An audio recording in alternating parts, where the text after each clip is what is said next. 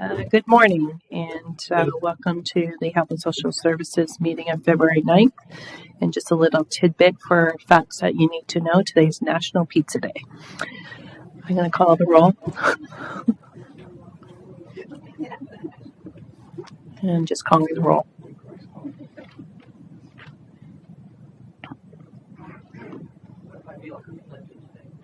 It's up to you. Are you a pineapple pizza person or a meat lover? Oh. Do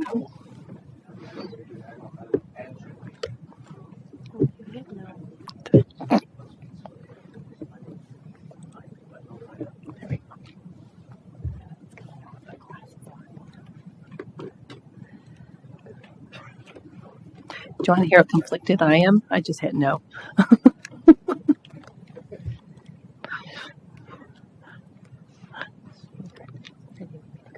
No, it's okay. All right. Moving on the agenda and any declarations of interest. Seeing none, can I have a motion for the adoption of the minutes for Health and Social Services from January 12th? Moved by Maurice Brenner, Councillor Brenner, and seconded by Councillor Foster. We have no statutory public meetings, and we're moving to our presentations. Alan Robbins, and she will be speaking of the Durham Access to Social Housing, the DASH waitlist statistics.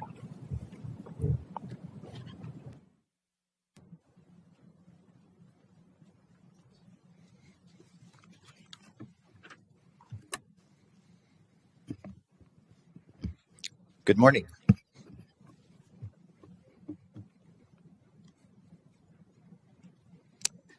The Durham Access to Social Housing waitlist provides valuable information about the housing needs of low and moderate income households seeking affordable housing in Durham. Since 2016, DASH has operated a vacancy-driven waitlist where applicants can view and express interest in rent geared to income and modified units with community housing providers and private landlords with rent supplement agreements with the region. As well, they can express interest in portable housing benefits, like the Durham Portable Housing Benefit, that are payable directly to the recipients. Applicants can also express interest in affordable housing vacancies posted to the site, and the Housing Services Division routinely uses the DASH waitlist for the initial occupancy of new affordable housing projects. The vacancy-driven waitlist approach gives applicants more control and more choice in determining where they want to live and enables the region to be more responsive to meeting applicant needs. Durham was the first municipal service manager to have a fully vacancy-driven waitlist and remains a leader and innovator in waitlist management across the province. It is due to our vacancy-driven waitlist that we have been so successful in rolling out the Canada-Ontario Housing Benefit, and the ministry knows that they can come to us when they have funding that hasn't been spent and that we can roll it out quickly.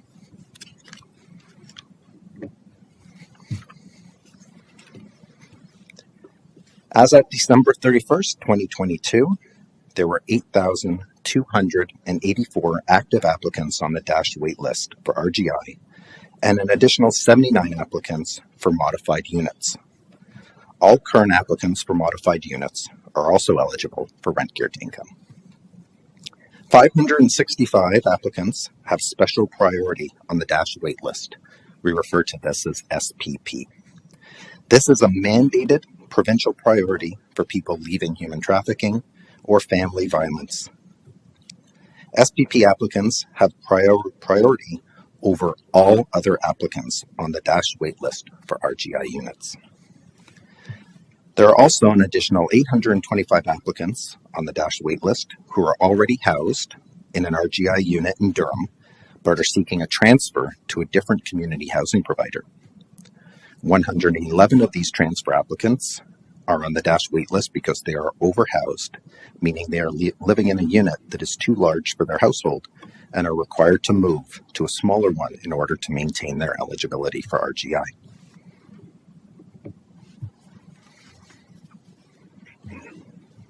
Although the RGI waitlist has more than doubled since 2006, the number of available RGI units has remained relatively stagnant. Low vacancy rates and extremely limited number of affordable options in the private rental market have contributed to the growing number of low-income applicants seeking RGI in Durham. The leveling off in 2021 and 2022 is primarily due to the introduction of the Canada-Ontario Housing Benefit. In 2021, there were 112 COBs, and in 2022, there were 293, for a total of 405 over the 2 years. Applicants accepting COB are removed from the Durham Access to Social Housing waitlist. So who are on the DASH waitlist? 64% are those on fixed income. Most applicants on the waitlist struggle to find affordable accommodation in the private market. 64% of DASH applicants are on social assistance or other types of fixed income as their primary source of income. And their average income is in the lowest 10th percentile, which is under $29,300. So of these, we have 28% in receipt of ODSP, Ontario Disability Support Program, 20% on Ontario Works, and 18% on old age security and other seniors' pensions. So just to put things in perspective, a single parent with 2 children on ODSP can receive up to $1,989. The same single parent family with 2 dependent children on Ontario Works would get approximately $1,300, and a pensioner receiving minimum basic income would receive about $1,800. So you compare that against market rents in Durham, where the average occupied market rent is $1,200, and the average vacant rent, which is more indicative of what someone would actually pay if they're going out to look and find something, which would still probably be a little low, is $1,400. So compare that $1,400 rent against,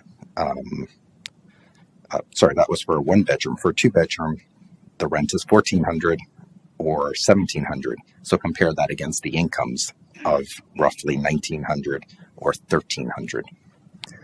It's even worse for a single, whereas a single person on ODSP would get roughly $1,200 a month.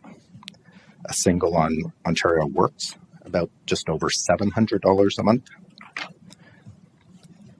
1-bedroom would cost, for a vacant unit, $1,400, so more than double what someone on Ontario Works receives, and more than what someone on ODSP. Someone on ODSP would not have much money left over at the end of the month after paying their rent. About 30% of DASH applicants residing in Durham are homeless or provisionally accommodated. This means they live in temporary accommodation or lack security of tenure and have no protections under the Residential Tenancies Act. 5% are living in emergency shelters or are unsheltered, and 25% are staying temporarily with friends or family or are otherwise provisionally accommodated.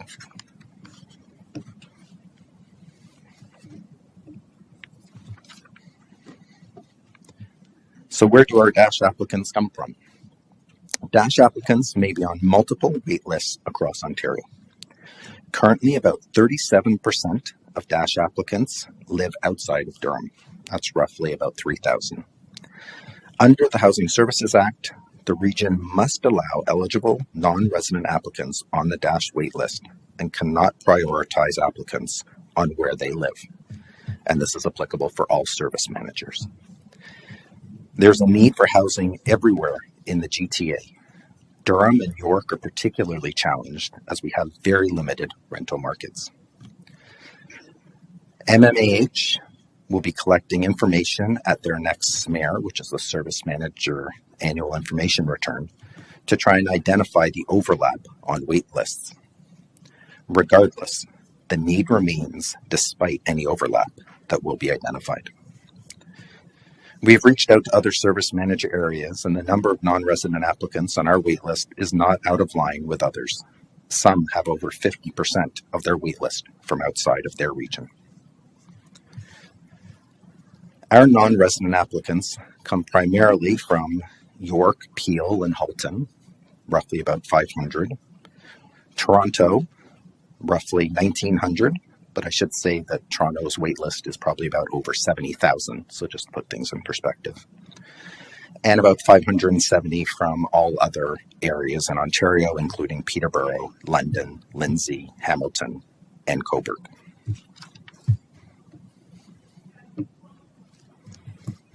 In 2022, there are only 232 RGI and modified unit vacancies in community housing or rent supplements with landlords under rent supplement agreements with the region. Given the very high cost of rental units across the GTHA, there is very little movement among sitting tenants.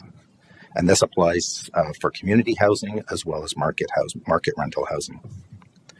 Roughly 95% of applicants housed in these units were either SPP, that's special priority, or seniors, although these groups represent only about 31% of the total waitlist.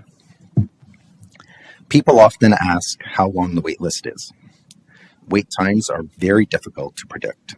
Average wait times for RGI vary according to priority on the waitlist, housing size, housing type, whether it's seniors or singles or families, applicant preferences. We do have that vacancy-driven waitlist, so individuals express interest in vacancies that they're interested in. And turnover of units at specific community housing properties or other area municipalities. So once again, if someone on the waitlist wants a particular building, it is going to take a very long time. They're going to have to wait for turnover in that building and everyone else before them to be housed before they're offered that unit.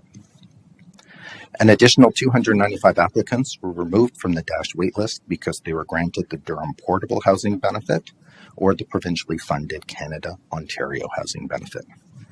Unlike RGI, portable housing benefits are not tied to specific units. People can use the Durham Portable Housing Benefit to live anywhere in Durham region, and the COB, Canada-Ontario Housing Benefit, to live anywhere in Ontario. Portable housing benefits can also be targeted to non-priority households on the chronological waitlist, as well as locally identified priorities like youth and people with developmental disabilities, many of whom have been on the waitlist for a very long time with little chance of being housed because those with special priority are getting housed first. Single non-seniors remain the most underserved cohort on the DASH waitlist, even if they have priority. This is due to the relatively low number of turnover of these units in the community housing portfolio that are suitable for non-senior singles. There's roughly about 8% of our portfolio that are non-senior single units, which is roughly about 400 units. In 2022, there are only 5 non-seniors housed without priority, which is only about 2% of the applicants housed. All 5 applicants were housed in Durham Rent Supplements or Homelessness Prevention Program units, which is another type of rent supplement. These programs are not required to follow provincially legislated priority rules. Housing assistance under the Durham Portable Housing Benefit and the COB are also exempt from these rigid priority rules. In 2022, about 90% of the applicants assisted under these programs were chronological applicants who might not otherwise have received an offer of housing. On average, these applicants wait approximately 6 years on the DASH waitlist. Portable housing benefits require applicants to secure market rental housing, which is extremely challenging, and many low-income people receiving these benefits continue to struggle with high average rents corresponding to their incomes.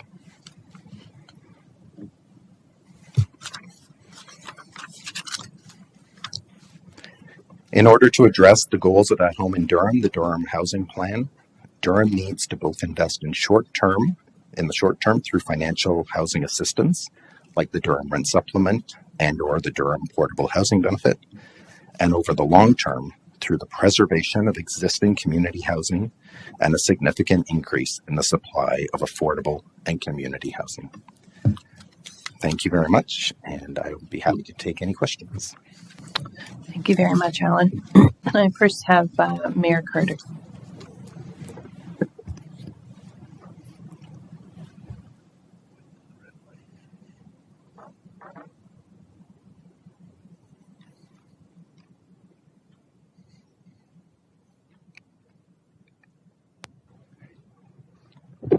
Thank you very much, Madam Chair. Good morning to everyone. And Alan, thank you very much for your presentation. I've got a report here, 2023 Info 10, which is the Durham Access to Social Housing wait list. It's a lot of the information you've just shared with us this morning, so thank you very much for that. A couple things. One is on page 4 of 6 of that particular report, it says about 30% of the Dash applicant residents in Durham are homeless. That means that there's 2,400 people that are homeless in Durham region. Is that your understanding? So through the chair, the percentage that's referred to there is in relation to those in Durham. Yep. So that would apply to about 5,000 of the applicants on the wait list who are from Durham.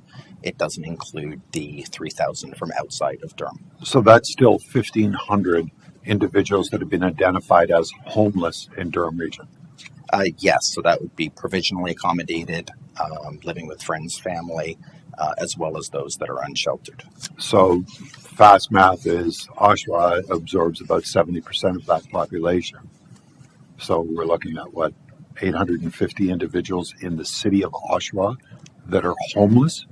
Is that your understanding? I wouldn't have to break down as far as those that are homeless within the different municipalities. This is looking at the wait list, so that roughly 5,000 that from the wait list that are residing in Durham across the entire region. So where those homeless individuals are located, that's not within this report, that breakdown.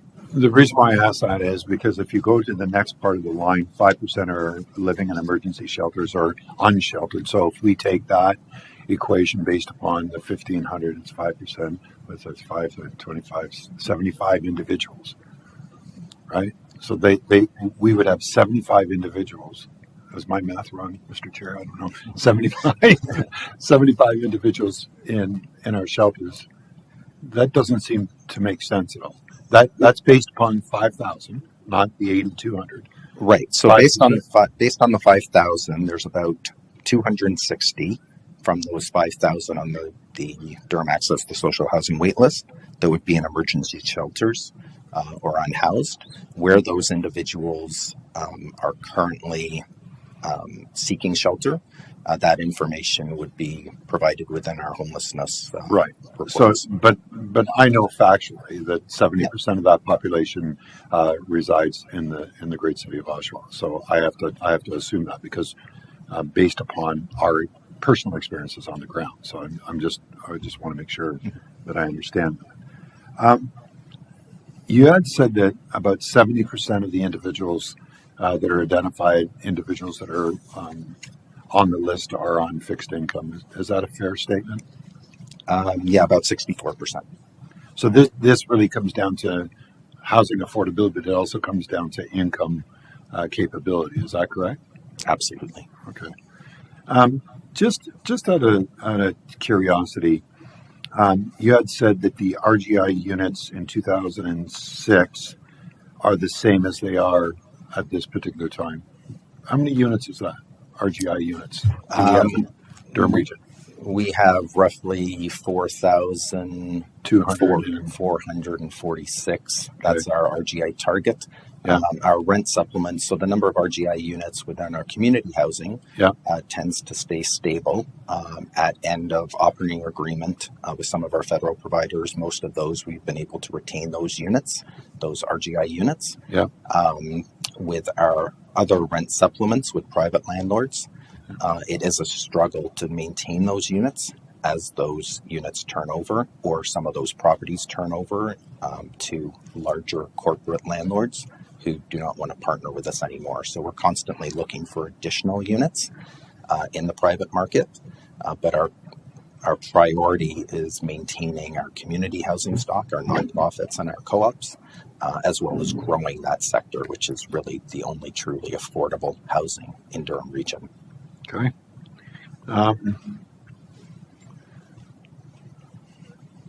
To your knowledge, has the audits happened in regards to intensification or divestiture of the local housing authority? Sorry, could you repeat that? I missed the beginning. Have the audits in regards to the local housing corporation that the region is directly responsible for, has the audits been done in regards to intensification opportunities or divesting of those properties? The audits? Yes. What you said. So we are currently reviewing the local housing corporation and opportunities as we've presented to council before. And we're actively pursuing redevelopment to intensify our local housing corporation and maximize the utility of that corporation to not only continue to provide affordable housing, but to expand the amount of affordable housing that we can provide. We're not talking about BCAs. We're talking about intensification or divestiture of those properties. So you and I are on the same page.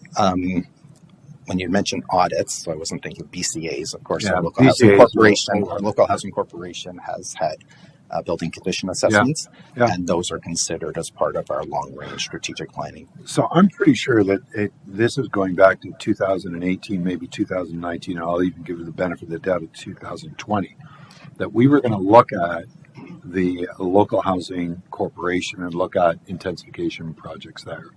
So when did this project start?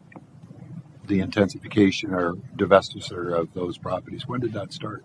We've been looking at those projects since we developed the master housing strategy. These conversations have always been in the works. Continued sort of flexibility through the legislation has allowed us to expand what we're able to do and how we're able to provide housing, both market units and RGI units. And as I said, we're actively pursuing that intensification, and more information would be coming to council probably in the spring. And also turn over to the CAO to give comment as well. Thank you. Through you, Madam Chair. Yes, just to be clear, we are looking at revitalization of a number of our social housing sites that will result in intensification, but convert them into mixed-use communities with a range of housing from supportive to affordable to market, ideally with job opportunities. We're about to close the RFP to get the consultation team on board. We thought it critically important that we start with consulting with the residents so that they are not in fear of losing their housing. We do have a phasing strategy that will enable us to have swing space for the first site, and we are hoping to be working with Infrastructure Ontario to get the entire project management structure in place. The idea is that we would be looking at the roles and the responsibilities of our social housing company so that we can expand them and turn them into really the skill set that we need to manage these large projects. So do we have a timeline in regards to that at all? Like, have we identified projects as of yet? We've identified two, Malaga and The Hill are the priorities, and they, I think it's safe to say that they've got greater opportunities in terms of being able to phase implementation, so to create swing space, and also, especially with Malaga, there's very significant state of good repair issues. As I said, the consultation will begin imminently. And we plan to report back in the spring and summer with the full project scope and timeline. It will require investments from provincial and federal governments and private sector partnerships. But it is much like I think we talked about a couple of years ago, revitalizing the area so that it becomes much more mixed use and integrated as opposed to standalone and isolated. Okay. In my opinion, I think the region's going to have to step up for, if not millions, maybe hundreds of millions of dollars in regards to the redevelopment, just because of the reason that the limited amount of federal and provincial funds based upon where we are today is going to need a lot of heavy lifting by those partners, but us too, not just them. So I'm hoping we don't just depend on federal or provincial No. programs. I hope that we do a lot of the heavy lifting also at the same time. Absolutely. It's going to be a complex business case and it will also require private investment. I should also mention that we are working with Infrastructure Ontario to try to release their share of land across the street on the north side of Roslyn beside ours. And the plan would be to turn that into mixed use housing. Whitby is on board. The holdup seems to be with the province, but we continue to work with them. I'm surprised. The province. My last question really goes to, and the reason why I asked about this 70% fixed income, the reality being is there's two strategies that have to happen. One is we're going to have to look at the properties that we have, look at intensification.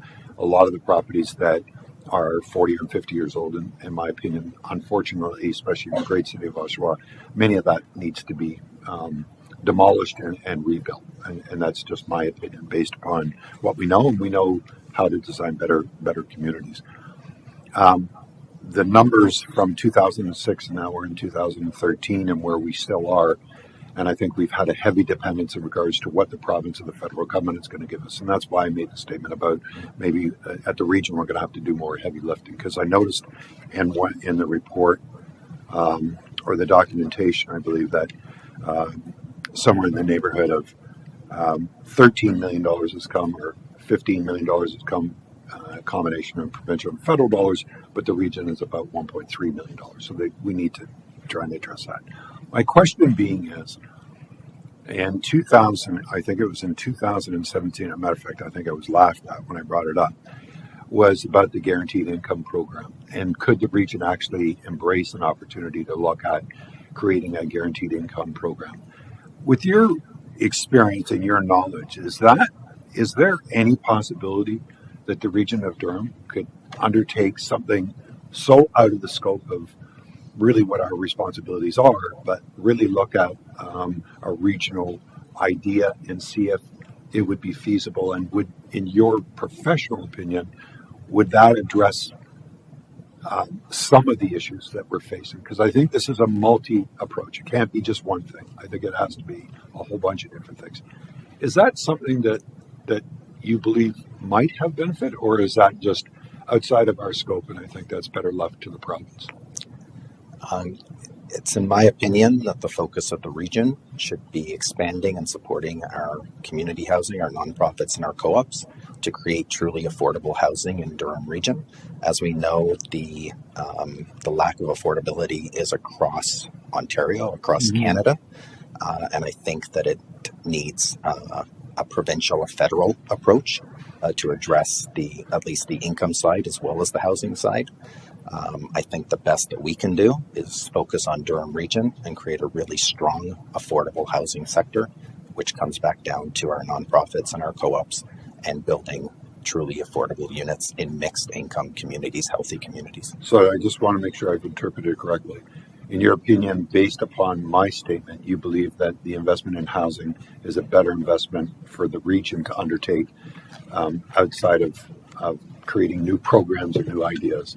Let's concentrate on investing in housing, divestiture of property, redevelopment of property, intensification of properties, creating those healthy, vibrant communities based upon the best models of today. Is that a fair recap?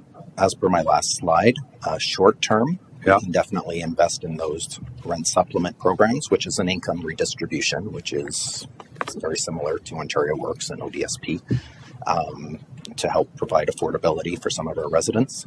But we have to look at the long-term strategic goal of creating additional units, and that's really where we're going to see long-term gains. Thank you, Alan. I appreciate it. Thank you, Madam Chair. You're welcome. Councillor Kerr, I'm going to go to committee members and then I'll come to you. Mayor Foster. Thank you, Madam Chair. Mr. Robbins, if we go to the slide, you've referenced the RGI units a number of times, the suggestion that they've remained relatively stable. So if I'm like, this is on the report, page 3 of 6, and you had the same chart in your presentation. That chart shows those units being unchanged for 17 years. Yes. So when I speak about RGI units, these are rent geared to income units. Right. Where we have seen some growth, which isn't on this chart, is in the number of affordable housing units that have been created over that time. So those are different buckets. Which is a wonderful segue to where Yes. I'm going with this. We see the numbers going up. Part of that is going to be population growth.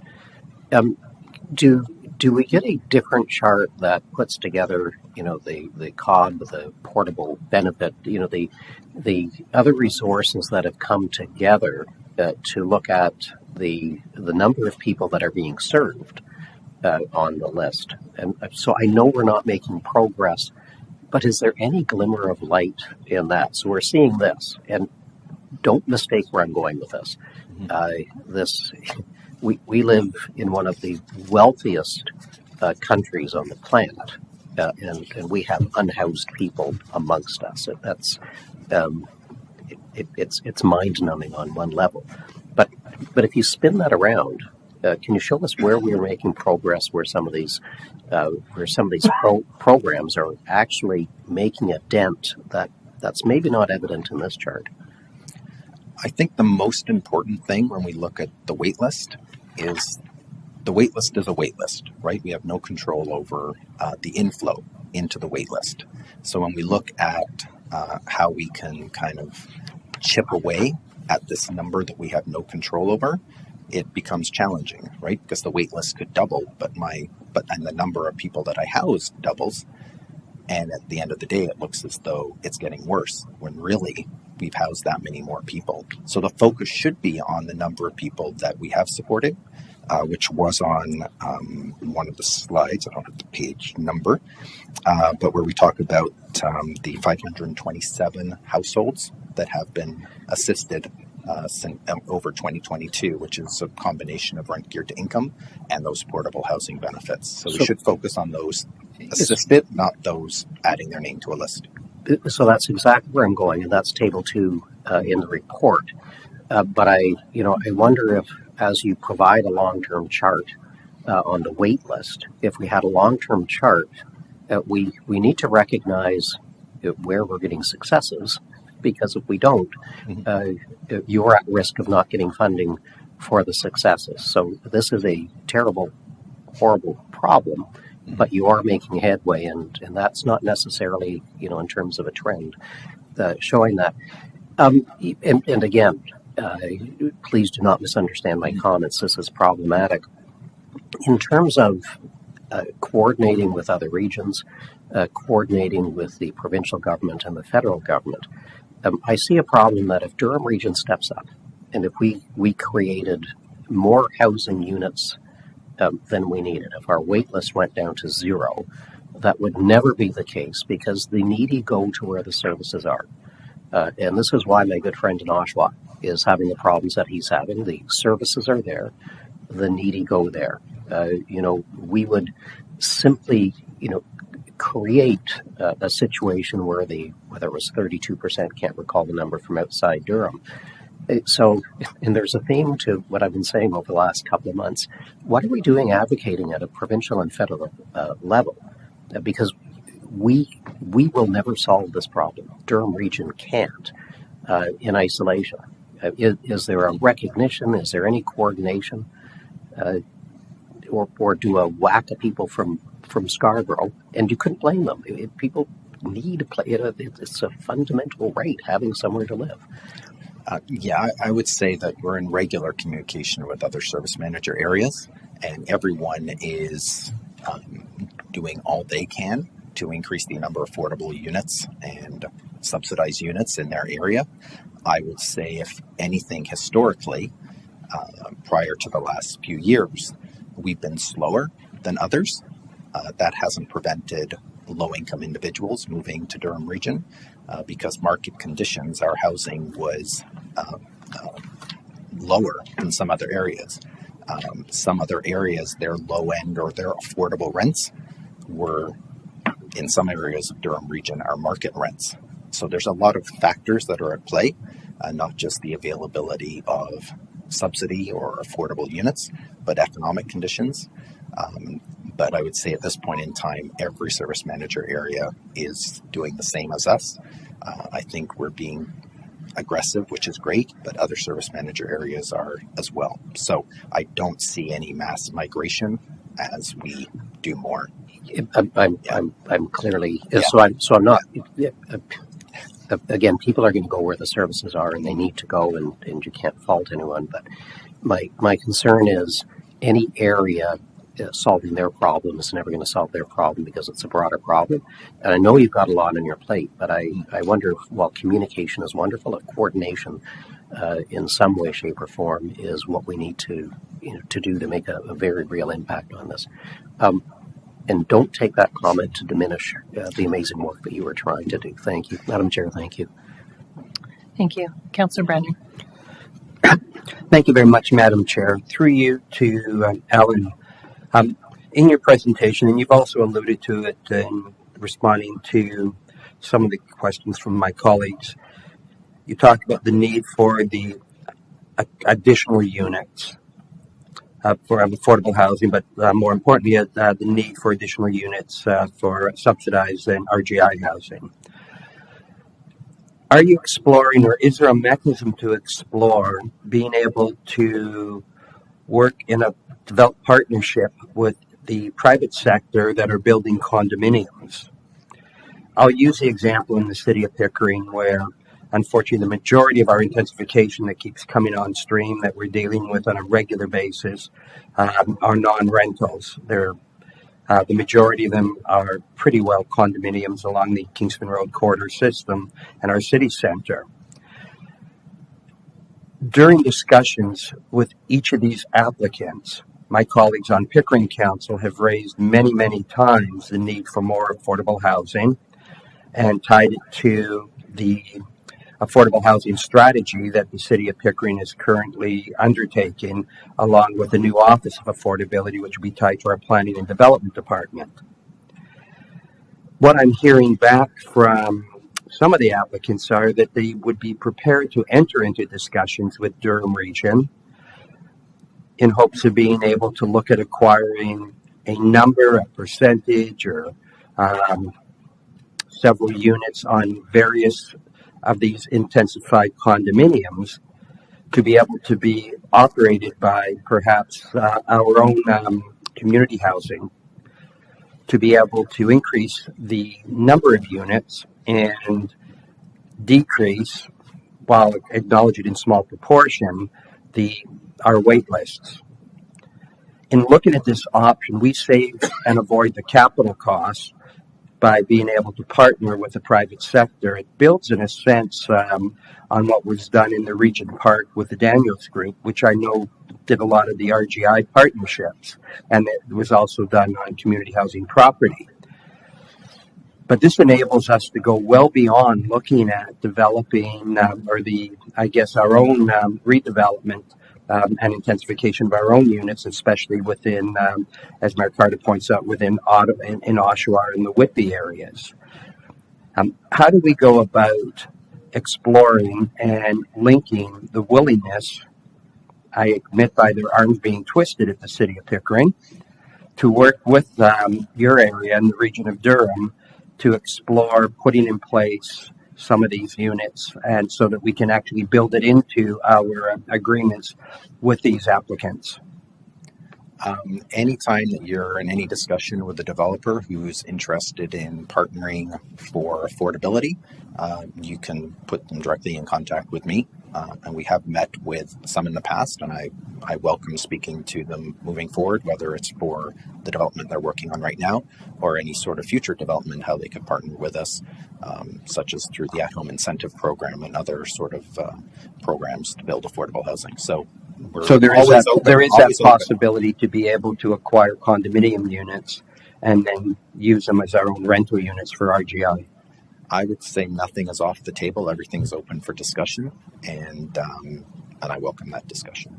Looking forward to it, and I'll speak to my colleagues back in Pickering, and we'll twist those arms a lot tighter with some of our applicants, and certainly steer them your way. Thank you very much. Thank you, Madam Chair. Thank you. Councillor Dyes. Thank you. Can you clarify for me, are we mandated or the region mandated by the province to provide seniors housing? A number of our housing providers are mandated seniors, and those were part of the provincial download. So those units came during that time of download. So those kind of are grandfathered in. Right. When we're looking at any sort of new developments, we look at needs, and a number of the new affordable housing developments have addressed some of the issues with seniors housing and housing those with physical or mental challenges as well. So I guess what strikes me is the number of singles that are looking for housing. And if you look at the homelessness population, the majority have always been men and continue to be males. So is there no way of changing that so that we can perhaps have an adult building or actually mixed use community is the best option? But is there a way of looking at that? Because these are the people that are really struggling to find accommodation. And it seems to me it could be incorporated into that housing, unit for seniors. Yeah, so for the existing housing providers that are senior mandated buildings, those are maintained. But as we move forward and look at intensification and other programs, I think that's where we need to incorporate a mix of units and adding additional one-bedroom units that are non-senior units to help address the demand for those from those single non-seniors. So to create more single units in the market, we have to remember that looking at the market to pick this up is challenging, and it's not going to address those on our wait list that are on a fixed income, because that, as I mentioned, Ontario Works, someone's getting $733 a month. They are priced out of that market housing. So it's really looking at our intensification and our partnerships with our nonprofits and co-ops with their intensification to try and help increase the number of those single non-senior units. No, and I understand that, but it is a barrier to people. It's not a fair system. Thank you. Thank you. Chair Anthony? Thank you. So this isn't a Durham Region problem. This is a provincial and national problem. When the unemployment rate in Ontario is 5.3, but in the great city of Oshawa's CMA, it's 4.2%. Is the issue magnified by the amount of money that is clawed back for people who are on assistance who are working? So instead of saying, if you make X, we're going to claw this back, allowing individuals who truly want to work are just not in that situation based on the ability for the seasonal work that's coming up now.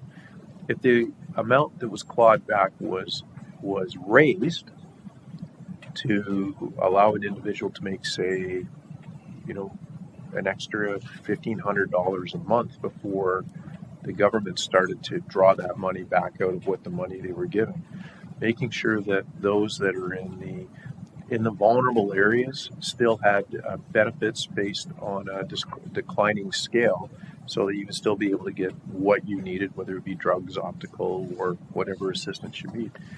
It could go a long way to offset the amount of affordable housing that will need to be built. And we need to think about this in a different way. We can build housing and get to where we'll never get to where we actually need it.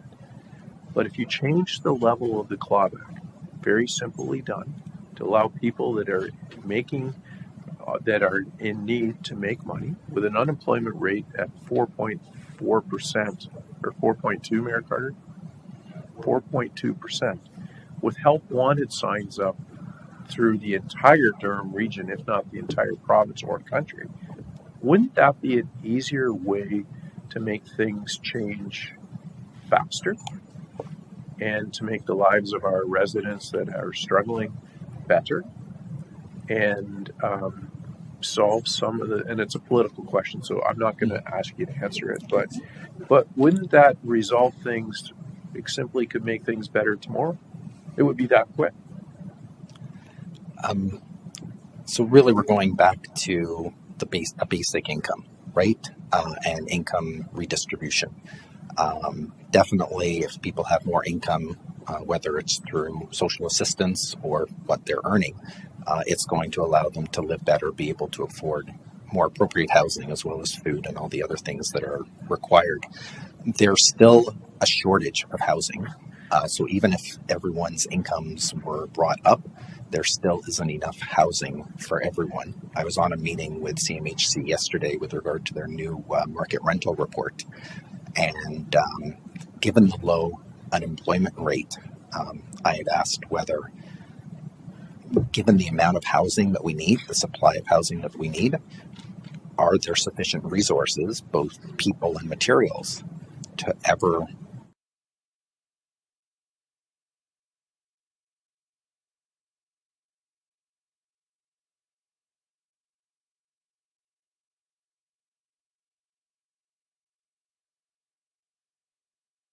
the country through immigration to support those individuals. So it's very complex. I would leave income redistribution to the province and the feds. And given the resources that we have, my recommendation would be to focus on that, creating truly affordable mixed income communities. I absolutely agree with the direction that you're going. However, Madam Chair, I would think it would be an interesting exercise if you would take that from committee or as direction to ask what that magic number would be before the clawback would start, to allow residents will still need to be built housing, but for some of our residents, there may be a way to get them back to participating in society. I think it would be an interesting staff report to read.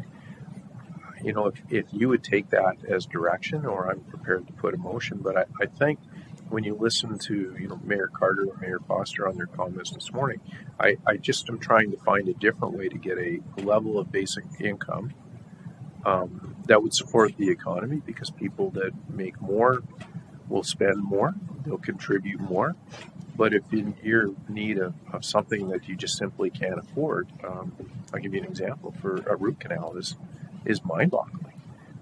If you need a pair of glasses, it's $300, $400. So I think we need to find a way that solves some of the issues. This might be a way to do it. And Chair, if you're happy to take that as direction. Happy to take that as direction, and it's actually it's rather interesting. We held a town hall in Center Ward where we have our warming center, and hopefully soon to have the shelter position right beside our library. And this was just this past Tuesday. And there were two gentlemen in the audience who were homeless. And the one gentleman said to me, if I could be paid cash, then I would be able to find a place. And he was willing to work. And he stood up in the audience and he says, just hire me. I'll go and clean the garbage. But he wanted cash. It's I think it's a very good perspective for us to have the understanding what that would look like. So, and I know it's budget time, but do you think that after the budget is done, we could get a report in April back to this committee? April? May? So in May? Okay, thank you. No, thank Sorry, you, can I Chair. just add just Please, one more Al. thing? When we're talking about income and a sort of a basic income or enough income to be able to afford housing, that there are other things at play as well. So for things like the portable housing benefit, the COB, for example, most often that helps individuals who are already housed but struggling. Some of the other nuances, which have nothing to do with how much a person earns currently, is how able they are to acquire market housing. And that will come down to credit rating, history in the rental market, if they've been evicted before, as well as how they present to a landlord. So there's a number of things that impact how successful people can be. Money is definitely a large component, and we're seeing a success with the Canada Ontario Housing Benefit and other rent supplement programs that help bridge people's income. But we've also found that some of a cohort of our wait list that just providing additional money does not help them find suitable housing. Councillor Kerr. The life of a visiting counselor, waiting for everybody else to. Thank you, Madam Chair. A couple of comments first, and then have a series of questions leading to a point. With all due respect, there's a flip side to the whole pay people more, try to get them some more money.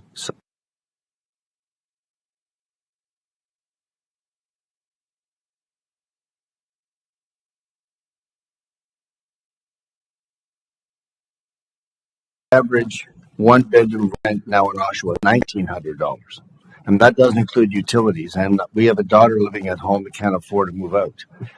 $300 or $400 more for utilities and internet and so forth. So that's a lot. So why did that come about? Why has there been such a big increase? Two things. It's called supply and demand. And about 4 years ago, our planning staff proudly announced the first apartment building built in the city of Oshawa in over 30 years. Well, you wonder why we have a supply issue. That's the first thing. Secondly, it's an embarrassment of riches. We have 3 post-secondary institutions in Oshawa, something like well over 20,000 students, not all of whom live at home, not all of whom are in residence, and a vast number of them looking for apartments to rent. And they're scooping up apartments, and great. But the problem is, those apartments now are not available to residents of Oshawa who also need apartment living and can't afford a house because the cost of housing has gone way up. Now the interest rates have gone up. So what we have here in Oshawa is a bit of a unique case. We're in a really great growth situation, and there are lots of jobs coming, but we don't have the supply to meet the demand for apartment units, and hence the price is extremely high, way higher than the average. I doubt the province is going to fund people hired based on Oshawa's example. So if there is an increase, a hopeful increase in the amount of money for OW, ODSP, it still isn't going to handle those people that live in Oshawa. So that's my precursor to all of this. My first question is, with respect to the chart, the dash wait list, it appears that we have about 8,300 or so on the wait list, and we have about 4,600 or so units. Would that be an accurate number? Sorry, what was that again? 4,600 RGI units? Okay. The thing that concerns me here is I don't think the province is looking at where the people actually are coming from who need this kind of housing. So you look at that chart below, and it says outside of Durham, 37%. And how many other municipalities have a chart that looks like that? Outside their area, 37%. So where are the 37% coming from? And why isn't the province funding developments in the areas where those people are coming from? Because that means our residents aren't able to access these units. So when you take a look at that number, if you were to take the 37% off the 8,300, you can take 3,100 units. And now we get down to, there's about a 700 unit difference between those on the wait list and the number of RGI units. And we're supposed to put out 1,000 new units and we're on track for 2024. If we just had to look after our own, we could just about do that in the next couple of years, but we can't. So to me, what's being done to identify where all of these people are coming from that require this type of housing, and what's being done to build the units where they come from, where their social support networks are, so we don't have people like a woman in Oshawa who's unable to drive and her husband's now put into a unit in Guelph.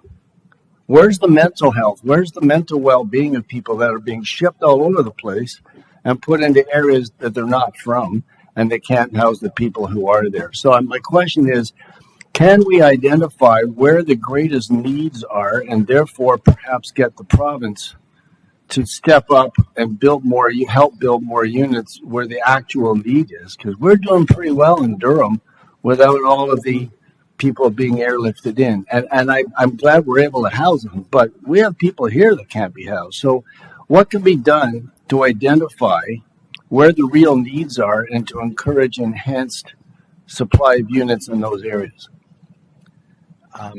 I would say that the real need is across the province. There's no municipality service manager area that isn't stepping up, creating more units, that isn't increasing the number of shelter spaces, that isn't looking at their supports. What we're experiencing in Durham is exactly the same as what other service manager areas are doing. Toronto has been building. Remember, their wait list is over 70,000, right? So there are people on Halton's wait list from Durham, right? There's people on Peel's wait list from Durham. That's the nature of the beast. But I would definitely say that what we're experiencing in Durham is not unique to Durham. What we're doing to address the issue, which is great, which is fantastic, and it's exciting that we're able to do some of these initiatives like the at-home incentive program and some of the other partnerships we've had with our nonprofits to create new units. That's fantastic, but that's happening everywhere else as well. So, There seems to be something missing there for me. Like if everybody's housing everybody from everywhere else, why is ours 37%, the biggest chunk of who we house? It seems to me there must be municipalities that have even greater needs than ours, where there should be a focus of providing housing to keep people where they live so they have greater mental health and sociability. yeah, I just want to clarify that 37% are people on our wait list, not 37% of the people housed. So it's just 37% of the people on the Durham Access to Social Housing wait list Yeah. reside outside of Durham region. Okay. That doesn't, when you look at the wait list, even if you took those out, so we have 5,000 people on the wait list, regardless of the number of RGI units we currently have, because those people, for the most part, aren't going anywhere anytime fast. The turnover is a couple hundred a year. So we'd still have 5,000 people on our wait list. And we're getting 200 unit turnovers a year, plus a couple hundred COBs, portable housing benefits. So focusing on those that are outside of Durham, I think that energy could be redirected towards creating more units, the same as everywhere else is doing, looking at providing rent supplements to address the short-term needs until these units can be developed. This is what everyone else is doing, and it's not something that, like, we're pretty innovative, like the at-home incentive program. Not everyone is doing that, but other places do have incentives. But there's no one that's sitting around letting or encouraging all their individuals to go to another area municipality. That's happened in the past just because of economics. As I said, people living in Peel, many people would move to Durham region because the cost of living was lower.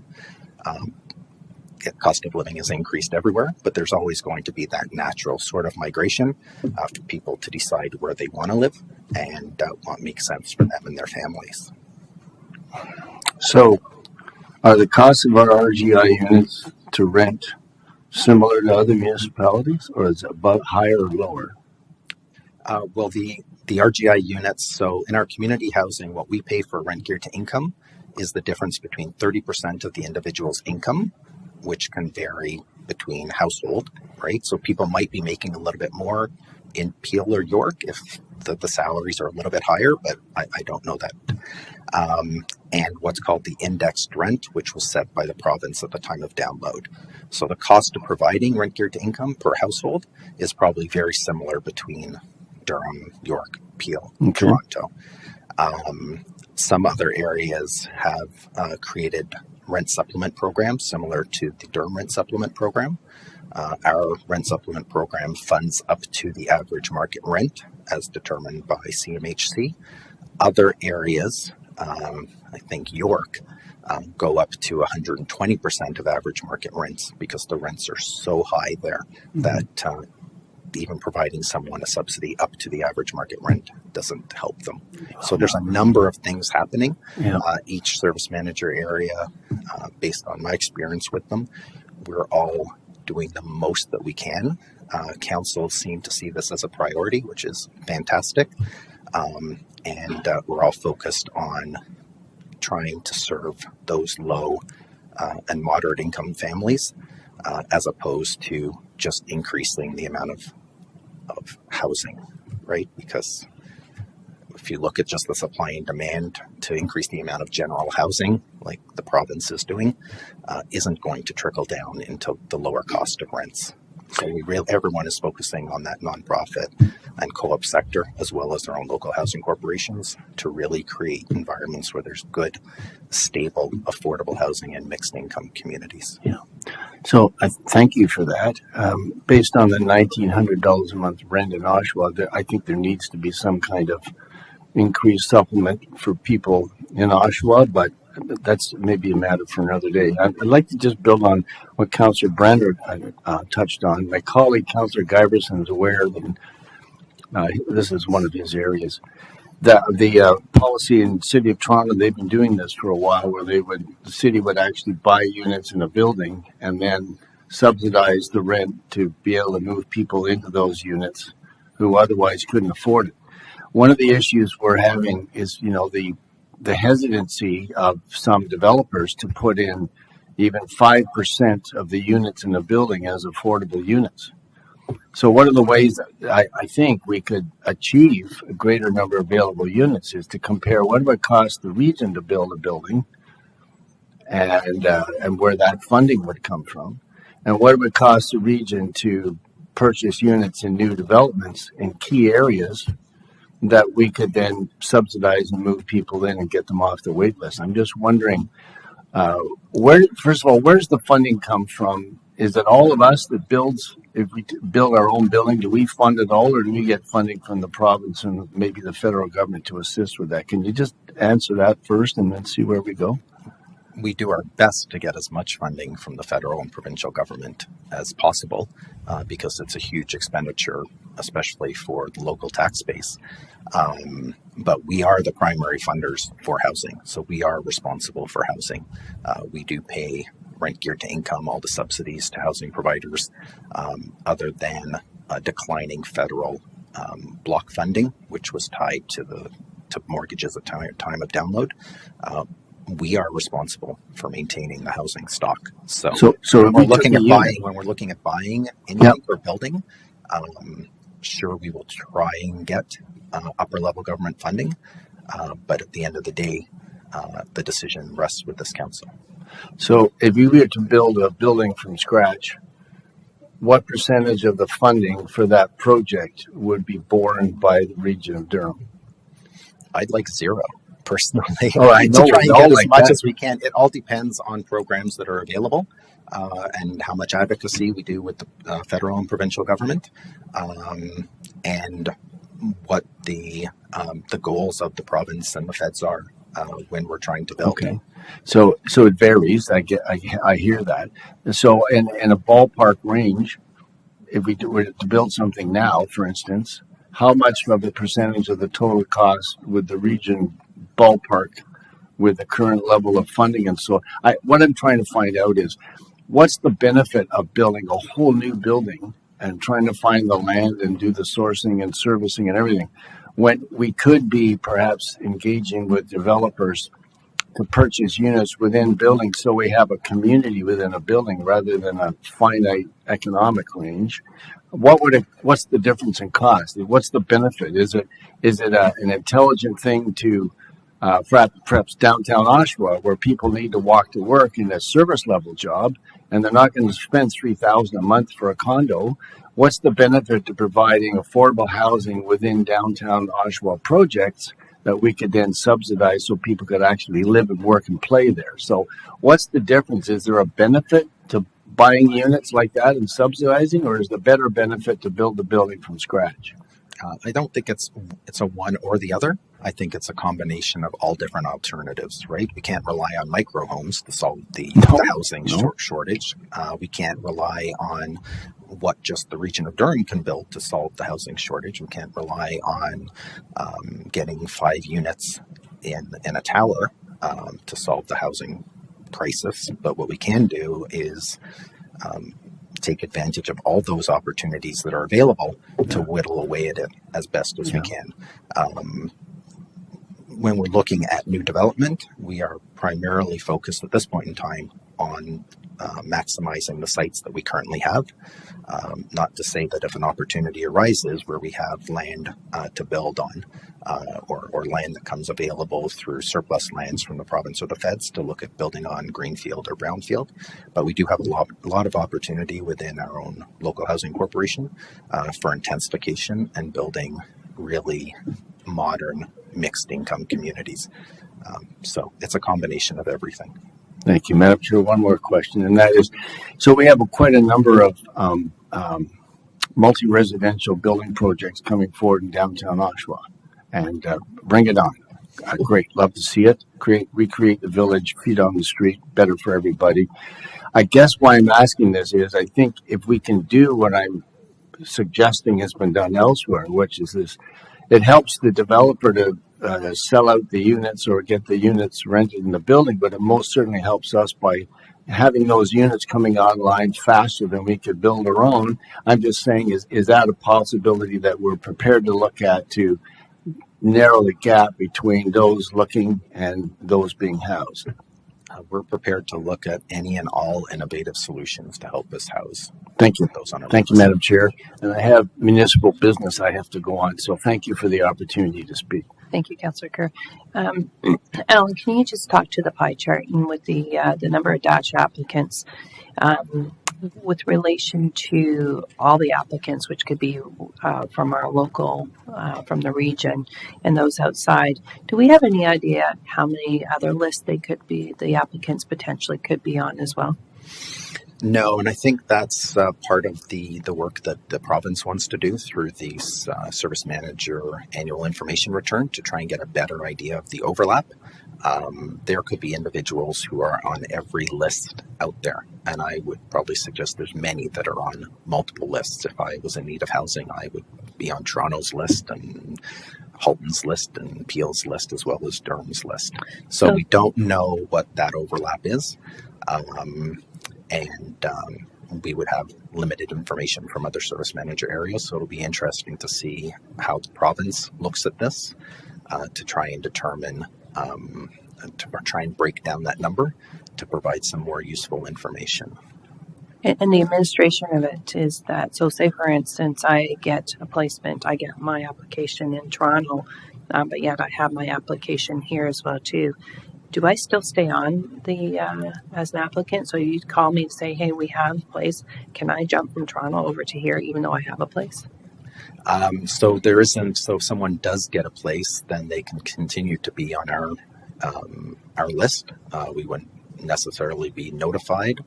Where there is notification across service manager areas is if someone is in arrears and someone is evicted. So if someone is evicted from Toronto because of arrears, there's an arrears database. So if they apply for housing in Durham Region, they would not be eligible unless they're in a payment program with their whoever they were in arrears with. Okay, I appreciate that. Thank you very much. Any other questions? I'm seeing none. Thank you for the presentation Thank you and very the much. extensive answers that you have given. Dr. Kyle.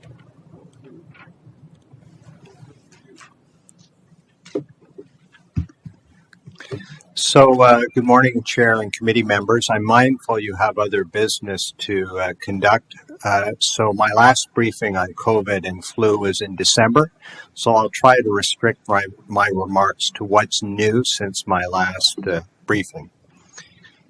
So globally, the end of January, the World Health Organization issued a statement which basically said that the pandemic continues to constitute a public health emergency of international concern.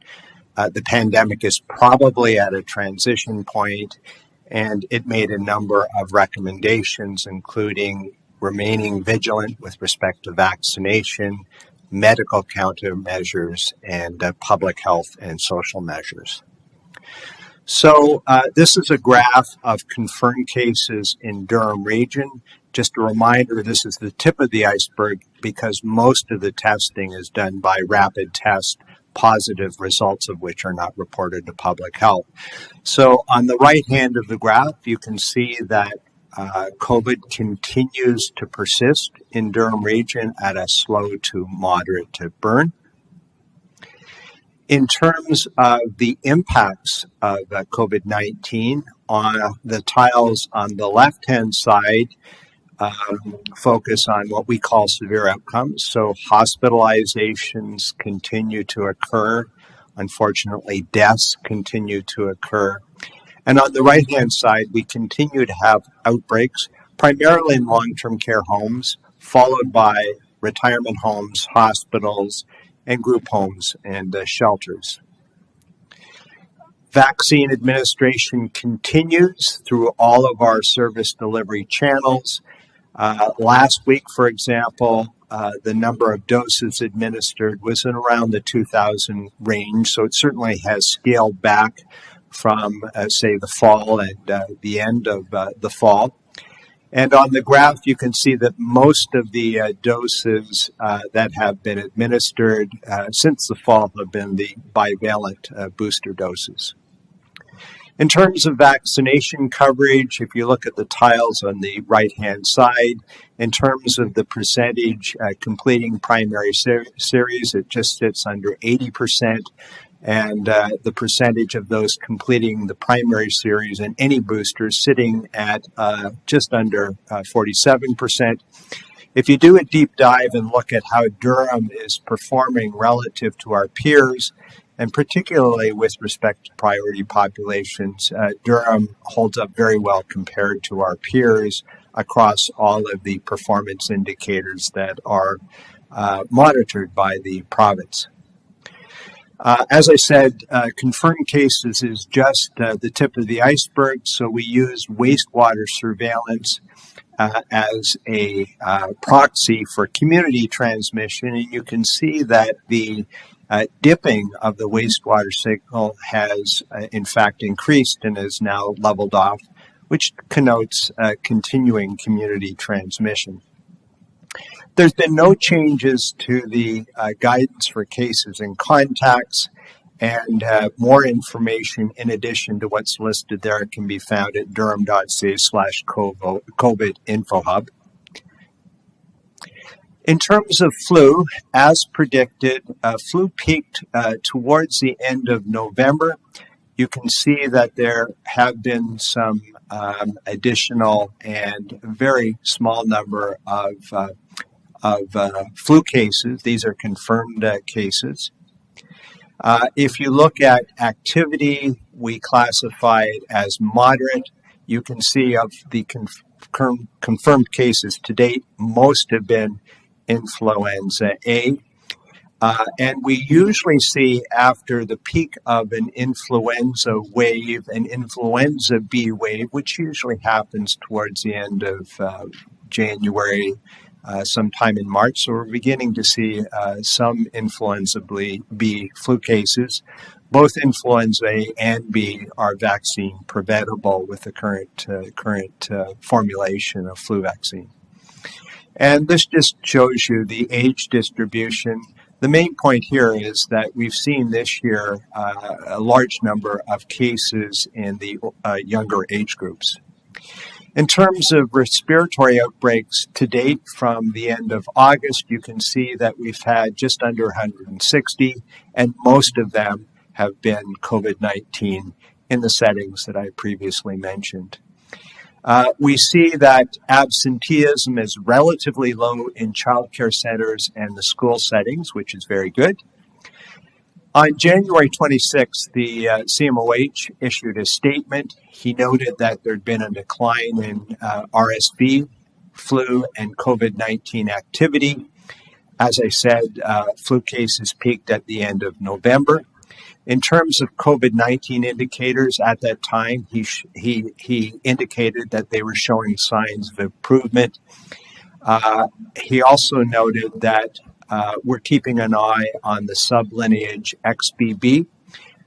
It is very transmissible, but we don't believe that it is more severe. But we are likely to see many more cases in the weeks ahead, and we're keeping a very close eye on that. And he basically said, continue to be vigilant with respect to vaccination, isolation, masking, and use of antiviral treatments. There have been no changes to the current masking requirements, and for more information, you can go to durham.ca/masks.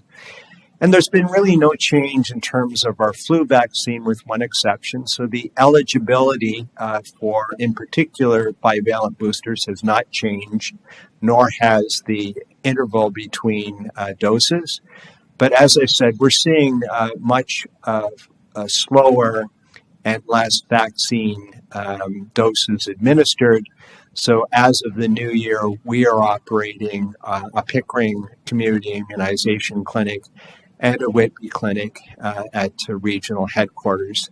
No changes with respect to the other vaccine delivery agents. And as per the previous slide, you can get more information on durham.ca/COVID vaccines.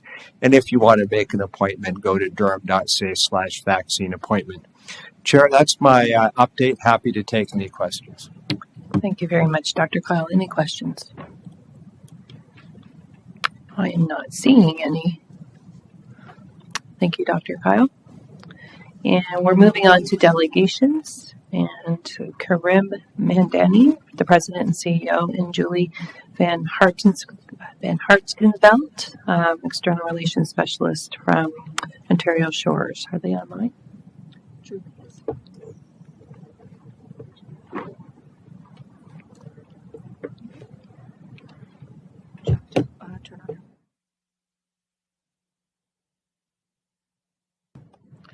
Julie, can you turn on your microphone?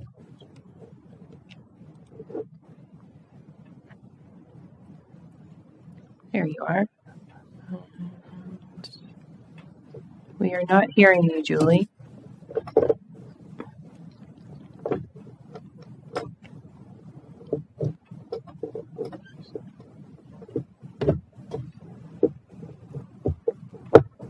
Just give us a moment.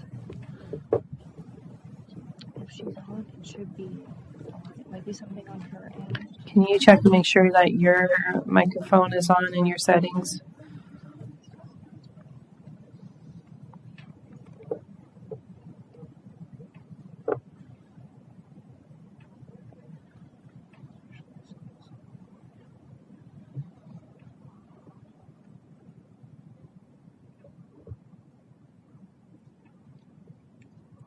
Oh, we still don't hear you.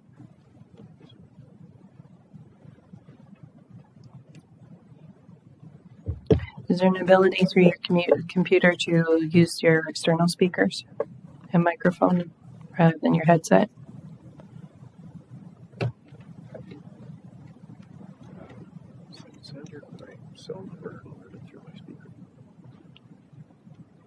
Mayor Carter? Take a 5-minute break just to be able to see if she can get her technical team at Ontario Shores to help her out. Okay, we'll take a 5-minute break. All right. And we may even get her over the cell phone with Chair Henry as well. So Great. 5-minute break. Yep.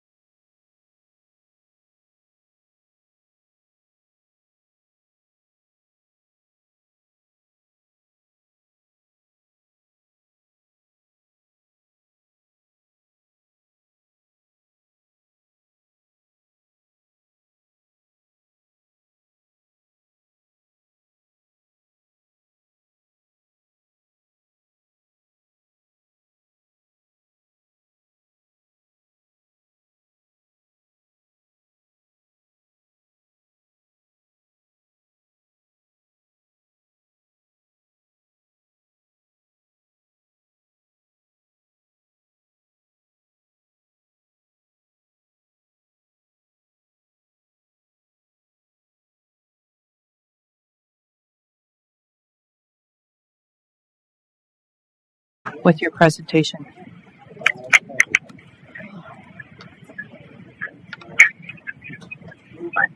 Okay, whenever you're ready.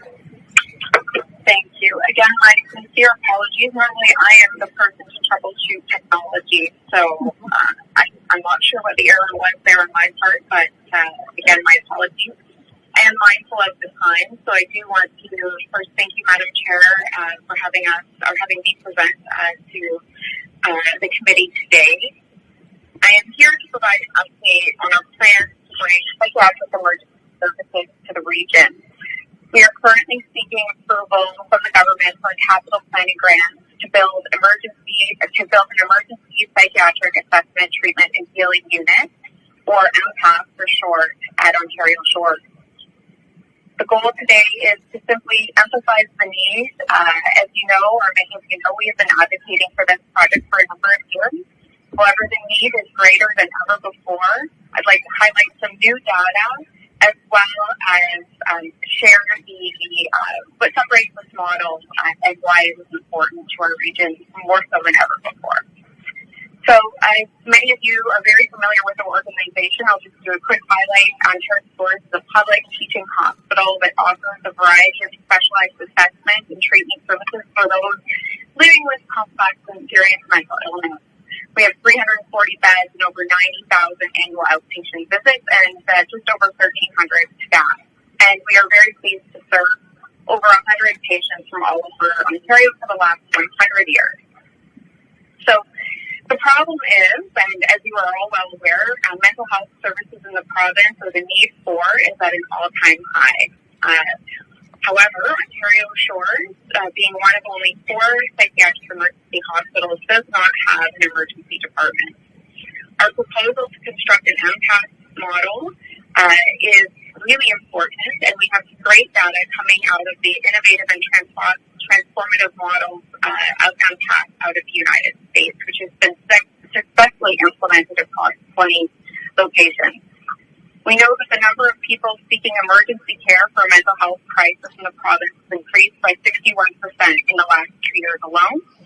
And in terms of patient care, we know that the noise and activity in an emergency department can be triggering for people experiencing the mental health crisis, which only adds to the problem. So our solution is an emergency department here at Ontario Shores for psychiatric emergency, and it would be that of an emergency psychiatric assessment, treatment, and healing unit. As I move to the next slide, the MPAS model, what separates itself from traditional emergency or psychiatric emergency care, which we all may be more familiar with, is that you can see here, again, it's probably fairly small, but patients receive an assessment. So if you arrive at the MPAS or psychiatric emergency services that we're hoping to offer, a patient would receive immediate assessment within 20 minutes of their arrival. The space is unique, it is open, it is calming, and there's a couple of slides ahead that will showcase that, which helps to reduce agitation. It employs the use of recliners rather than defined rooms or beds, which can be isolating in nature. And the space really fosters a sense of community in a large area, which allows for dignity, confidentiality, and again, when we move to the next slide, we'll see the use of recliners really allows for a surge capacity. There are significant benefits to both patient care, which I've touched upon, in the economy. We know that with prompt intervention, many or most psychiatric emergencies can be resolved in less than 24 hours. The model reduced the pressure and cost for local police and EMS, reducing in a $1.1 million in savings annually, absorbed visits from acute care hospital emergency departments across the region, including the reduced admission of psychiatric patients, all resulting in approximately $4.1 million in savings. There is a reduced length of stay or admission diversion, including the diversion of nearly 10,000 psychiatric patients to Ontario Shores from local emergency departments, which will save an additional $3.6 million. But the total of just over $10.7 million in savings, and critically, at this time, it would help relieve pressures on the current local emergency rooms and beyond, allow for better, more specialized care for people experiencing psychiatric emergency, and free up other resources like emergency services like police and EMS. So on our next slide here, this is a rendering from a model out of Minnesota. In this particular scenario, they have seen a reduction of 60% of inpatient admissions and a 24% reduction in the number of mental health admissions to their local hospital. Again, this model is transforming mental health care across the United States, and we have the unique opportunity to bring it here to Ontario and Canada. So the next slide here is just another example of this space, and it shows the use of recliners. Something else that's critically important that we should know about those experiencing a mental health or psychiatric emergency is the need for reevaluation and assessment. So the use of these chairs as well as an open nursing station allows for that constant reassessment and reevaluation for those experiencing crisis, which is something that's just not often available in a regular emergency unit, even those with psychiatric beds. On our next slide here is a photo of the current Ontario Shore site for those who are familiar. In summary, we're ready to get started. We have submitted the stage 1 approval as well as the pre-capital submission, and we've been working on this project, as many of you know, for a number of years. The MPAC is part of a broader hospital redevelopment plan, which will be a new building, also house, of course, the MPAC model, as well as outpatient services, innovation, research, and other administration. And with your support and advocacy, we are ready to get started. One of the questions we frequently get, as we all know, everyone is facing resource pressures. We are very thankful and grateful for our great partnerships within the local community, government, and especially our local universities and colleges. This combined with an already exceptionally hardworking, invested, and well-trained in mental health staff, we are very confident that we have the resources to staff this model. Again, we have received tremendous community support, thank you all, as well as political support, and we are incredibly helpful to get started on this project. On behalf of Ontario Shores, we appreciate your dedication to our community, and we really sincerely appreciate any advocacy and support for this project. On behalf of our current and future patients, again, thank you for your time. Julian, thank you for the presentation. I'm going to first turn to Mayor Carter. I'm an idiot. I touched it. Oh, there we go. Okay, sorry about that. Thank you, Madam Chair. Julie, good morning. Thank you very much for the opportunity to chat with you. Julie, is there any system like this either in Canada or in Ontario? I'm sorry, could you just repeat that question? Yeah. Is the MPATH program, is it available in Canada or Ontario at this time? It's currently only being used in approximately 20 locations, both rural and urban in the United States, not currently in Canada or Ontario. Okay.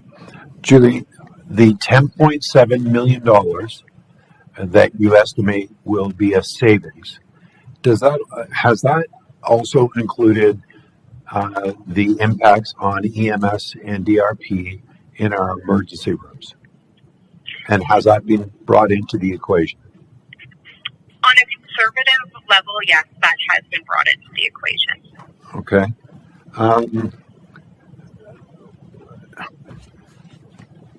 Have you had any type of resistance in regards to other healthcare providers in regards to this plan? With regards to this plan, no, we have not. We've been, I think unquestionably, everyone recognizes the need for this type of service in this region and beyond. And the model really separates the need for immediate assessment rather than, we know that typically patients, those that are facing a psychiatric emergency, will wait in an emergency room for up to 21 hours and frequently are actually overlooked or moved down in triage for someone with a more obvious physical medical need. So again, this model really allows the focus on someone who has experienced a severe mental health crisis. So I just want to return to this question once again because I need some clarity. Do you have the support of Lakeridge Health in regards to this plan? very good question. I know that there have been conversations with Lakeridge Health Corporation's president and CEO as well as Kareem. And I would say, yes, historically we have had their support, and there's conversations about how to work together in the future. And I know that there is, we've been invited to the table to talk about emergency mental health services at Lakeridge as well.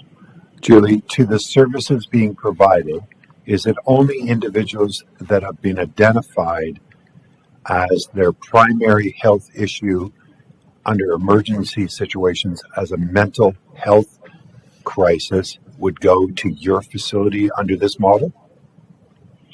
That is a really good question, and something that we've discussed with Chief Cheeseborough as well.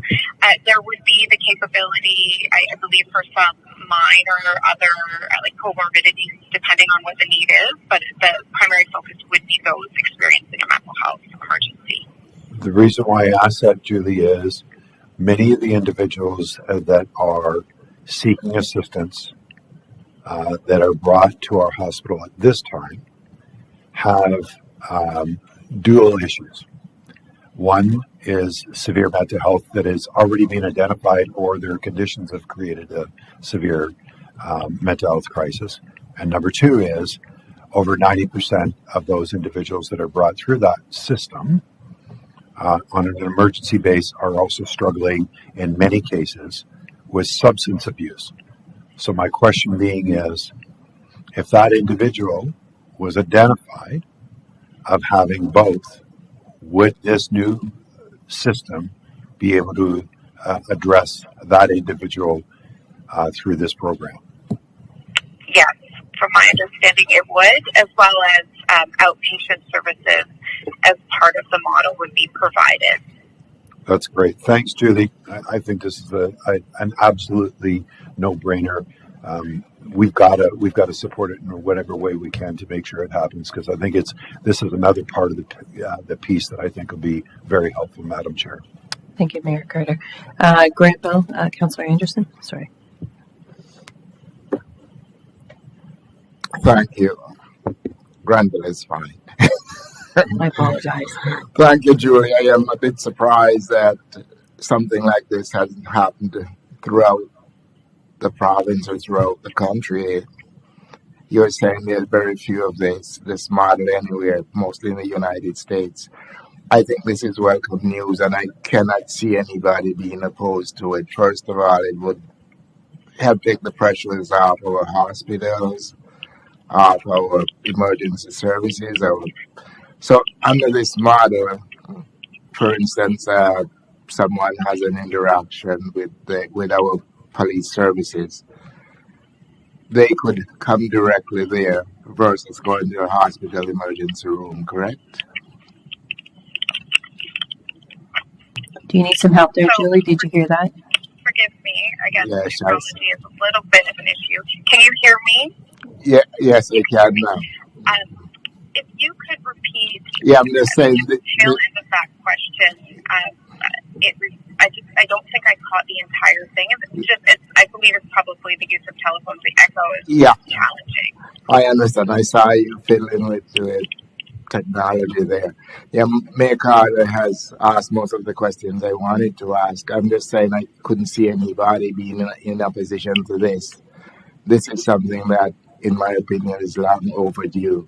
So my question to you is, this would probably take the pressure off our emergency rooms. This would also, I believe, our police services, they could come directly there versus going to an emergency room, correct? My sincere apologies.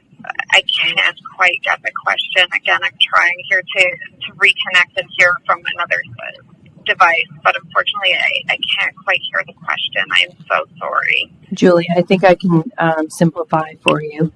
The question is for a client, a patient, that this will relieve the pressure off of our current emergency ward and also support and relief from our EMS, from our Durham Regional Police and our paramedics, just by the diversion, correct?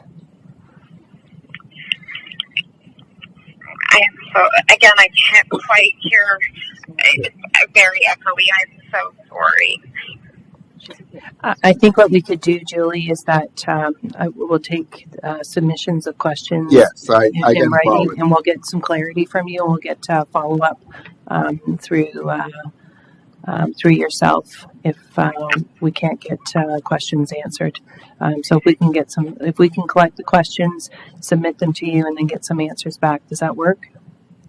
That would be, if anyone would like to connect, we are happy to share this presentation and have any questions answered. We've had over 50 meetings in the last 3 months, so there probably hasn't been a question that we haven't been prepared to answer. So please, happy to share my contact information and connect after and answer any questions anyone may have. Again, my sincere apologies for the technology issues. Not a problem. Chair Henry. Thank you, Chair. I think this presentation is important enough that it should go with a recommendation from this committee directly to council. So I'll move that motion and ask for a second. Councillor Granville, moved by Chair Henry. Yeah, all in favor? And that's carried. Okay. So Julie, I think Chair Henry will be speaking to you.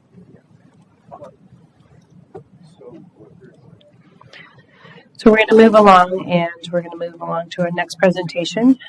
Ian DeYoung, President and CEO of Orange Code Consulting Incorporated. Are you still on the line?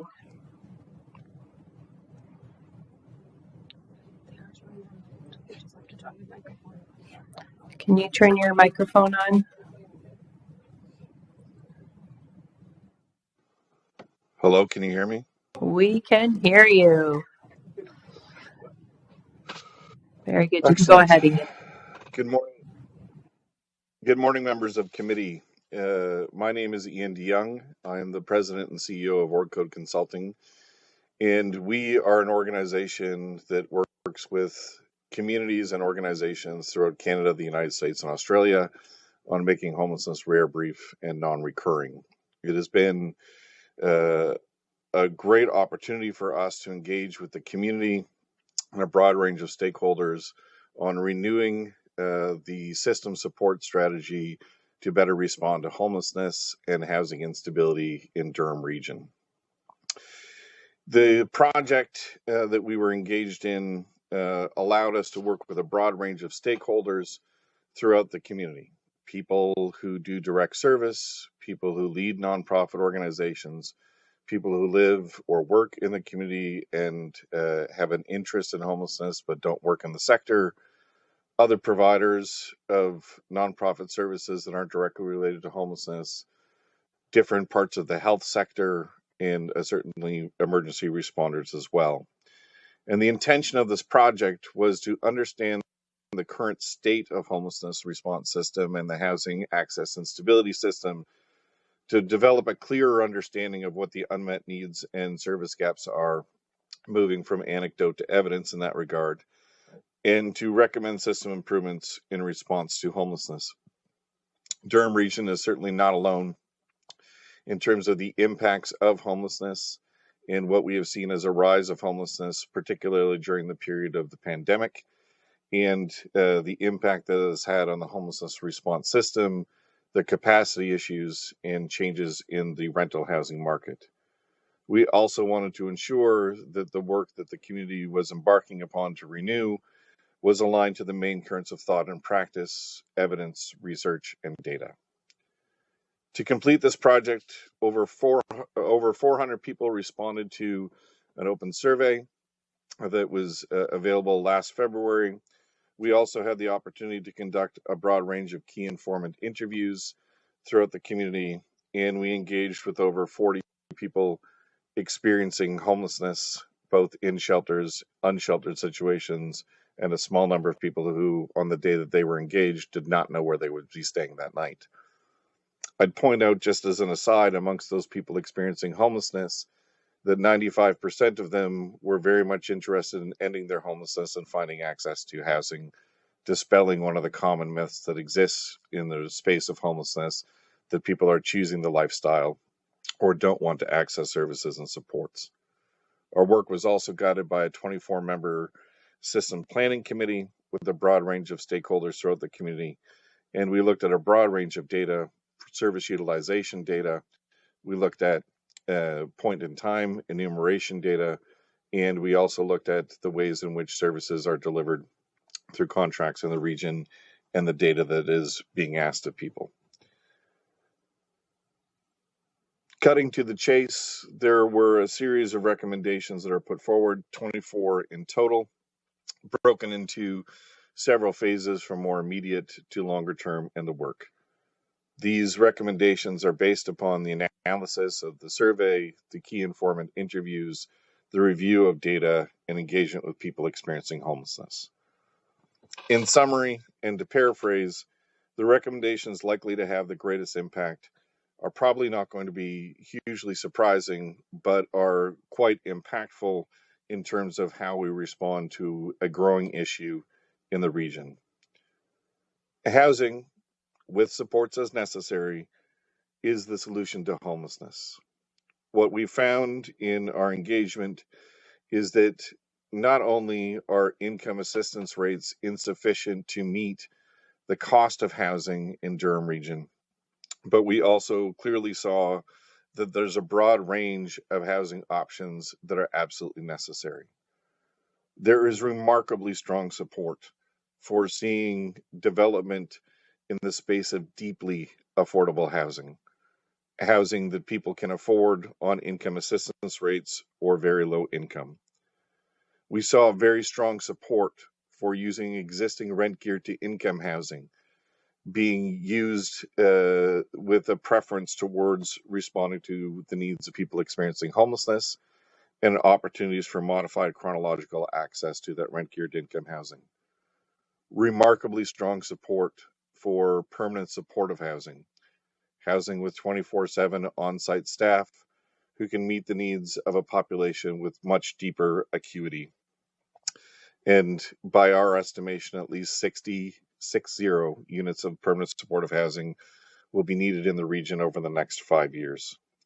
And also saw the need for bridge housing, the opportunity to work with some people who are currently experiencing unsheltered or sheltered homelessness with really complex and co-occurring needs with multiple barriers to housing access to work on a pathway to the right supports or level of care that they need. The region desperately needs more shelter space, both in the south parts of the region and the northern parts of the region. By our estimation, based upon available data, at least 200 units of shelter space are required to meet the needs, and in particular respond to people who are in unsafe, overcrowded, doubled up situations, as well as people who are unsheltered. We also see a need to respond to encampments in a way that is consistent and an outreach response that may be more appropriate than a police response to unsheltered individuals throughout the region. Not surprisingly, given the complexity of homelessness, a cross-system approach to coordination is necessary, both on the public service level and on the political level, to align our advocacy efforts to best meet the needs of supports for people experiencing homelessness. And we want to recommend that not only do we need more cross-sector collaboration and cross-system coordination, that the advocacy should include not just increasing housing supply, but ongoing work to increase income assistance rates to meet the demands of the cost of living, improve discharge planning, in particular from healthcare facilities and incarceration, and enhance integration and partnership with health to better meet the needs of people living with compromised mental wellness and or a substance use disorder. Those are the highlights of our research. As I understand it, the full report has been made available to members of committee. Thank you for your time and my ability to highlight the work. Thank you very much, Ian. Mayor Carter. I almost touched the button again. So, morning, Ian. How are you today? I'm well, thank you. I noticed that the on page 89, and by the way, I do have the report that is in front of me. So I have on page 89 all of the individuals that participated in this 90-page report. So that was authored in December of 2022, December. One of the things that I don't see here is out of this list of people is no one from the business community. Could you maybe explain to me why the business community wasn't engaged? Throughout our process, thank you for the question. Throughout our process, we had the opportunity to use the survey to gather input from a broad range of stakeholders, including members from the business community. And we also had opportunity early on in the formation of the Systems Planning Committee to engage with different stakeholders that support the business community. And so those would have been the two greatest opportunities for engagement from the business community. In terms of the key informants that we did engage with, those were representatives that were selected for us from regional staff. Okay. You're the president of Orco, and I know that it's a very well and respected organization when it comes to this file. But I think that out of this 90-page report, don't you think it would have been beneficial to make sure there's a section in there in regards to how the local communities, the business communities, the residents are affected in regards to homelessness in the year of 2022 or 2023, because the effects have played a significant role in many of the communities that are facing these struggles. I'm wondering, was that not taken under consideration? Did you not feel that that was an important part of the 90-page report that you put together? Thank you for the question. I think that if we look at the survey results in particular and the broad range of stakeholders and the impact, there were questions specifically related to how people thought that it was impacting the community. And what we learned through that process is that the overwhelming majority thought that it was having negative impacts on the community as a whole. Okay. I'm just going to ask you to take it under consideration as you do these reports to also include the impacts that local communities are having, not only in regards to the business community, the residential, but the economic impact in regards to it. Because at Ontario Big City Mayor's Caucus, I know that that's what we're speaking about, not only about what we need to do to assist, but also the impact it's having on our community and the ripple effect. So I'm just asking you to take that under consideration. I want to move on to the next component. I'm just going to make it quite clear, Madam Chair. There's two things. One is I'm going to move on to the shelters, and I know there's direction that has been given and that we have allocated $400,000 in regards to an audit to the shelters. I'd like to get an update from our staff in regards to where that audit is and what are we going to do about it.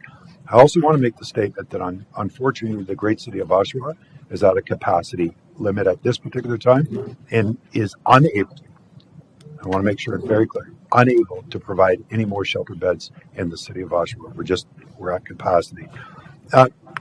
And just out of curiosity, you had stated about the shelter beds, about 200 that would be necessary in the southern part of the region of Durham.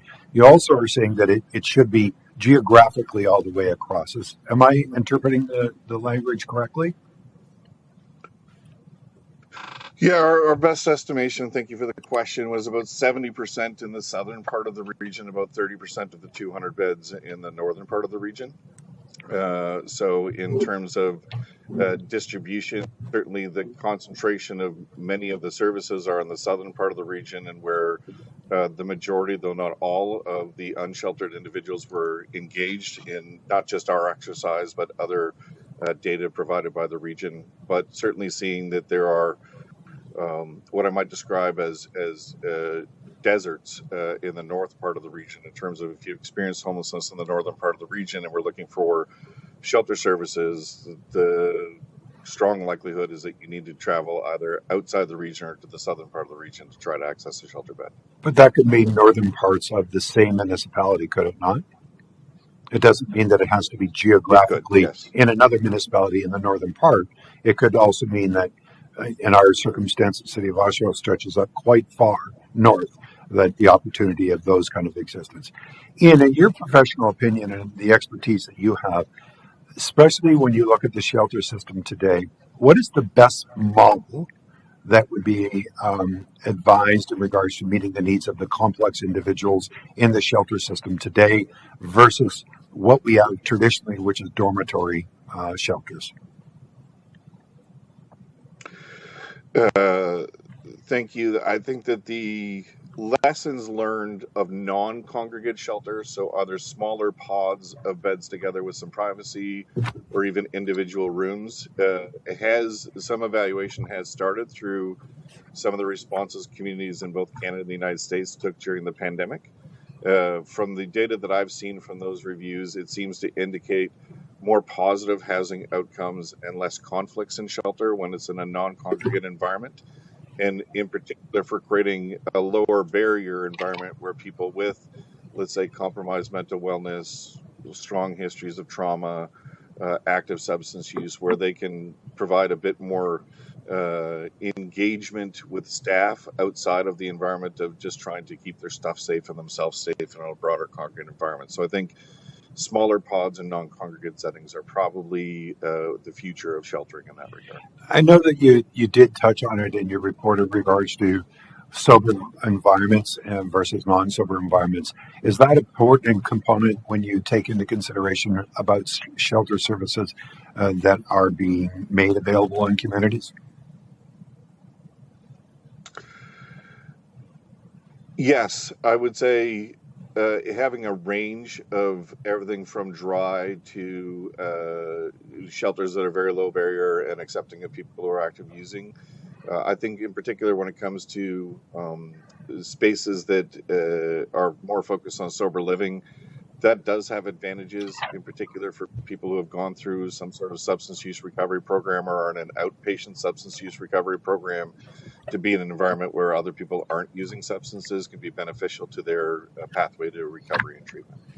I have to agree with you, just to let you know. So thank you for that.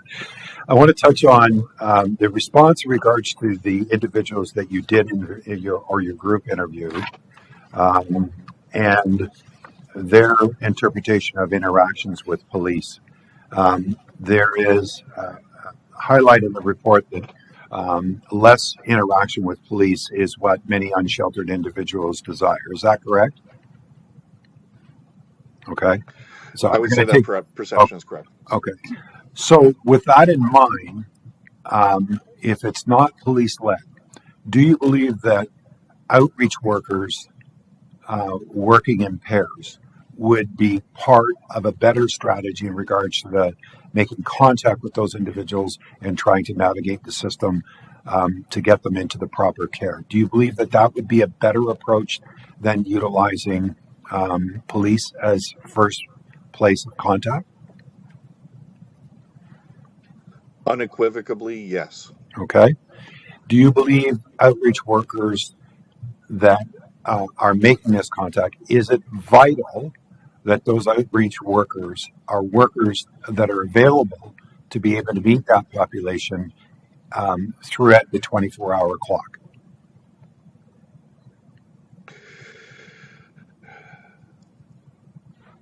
In an ideal world, yes. I think that if not, then we look for where the pressure points are, most service calls related to homelessness, and beef up our outreach resources then to start. I think that in my experience of leading large street outreach programs available 24/7, and that's just historical, that there's a kind of a downtime, let's say from 1 or 2 in the morning till 5 or 6 in the morning, where there isn't, because most of the people who are unsheltered are either asleep or they've already found a safe place like a 24-hour coffee shop or a vestibule they can get warm in.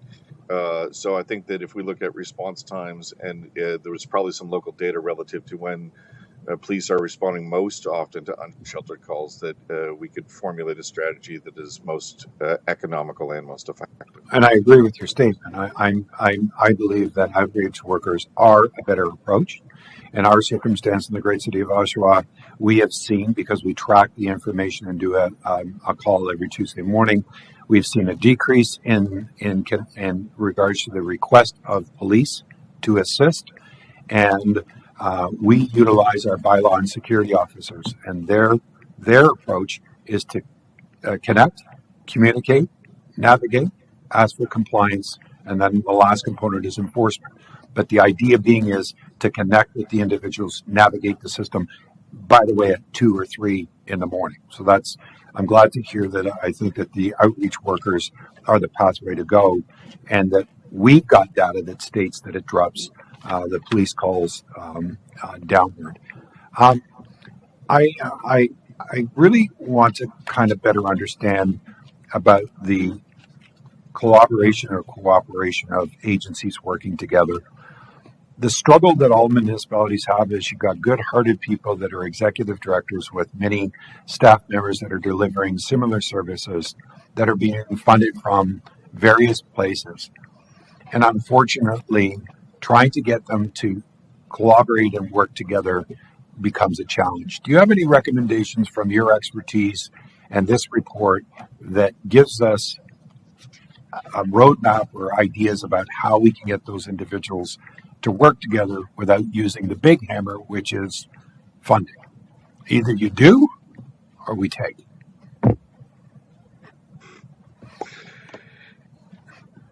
Two elements of my response to that question. The first would be, I think that one of the things that we identified that would have impact relative to your statement question is the meeting structures need a sober rethink. Who are we bringing around the tables for what purposes?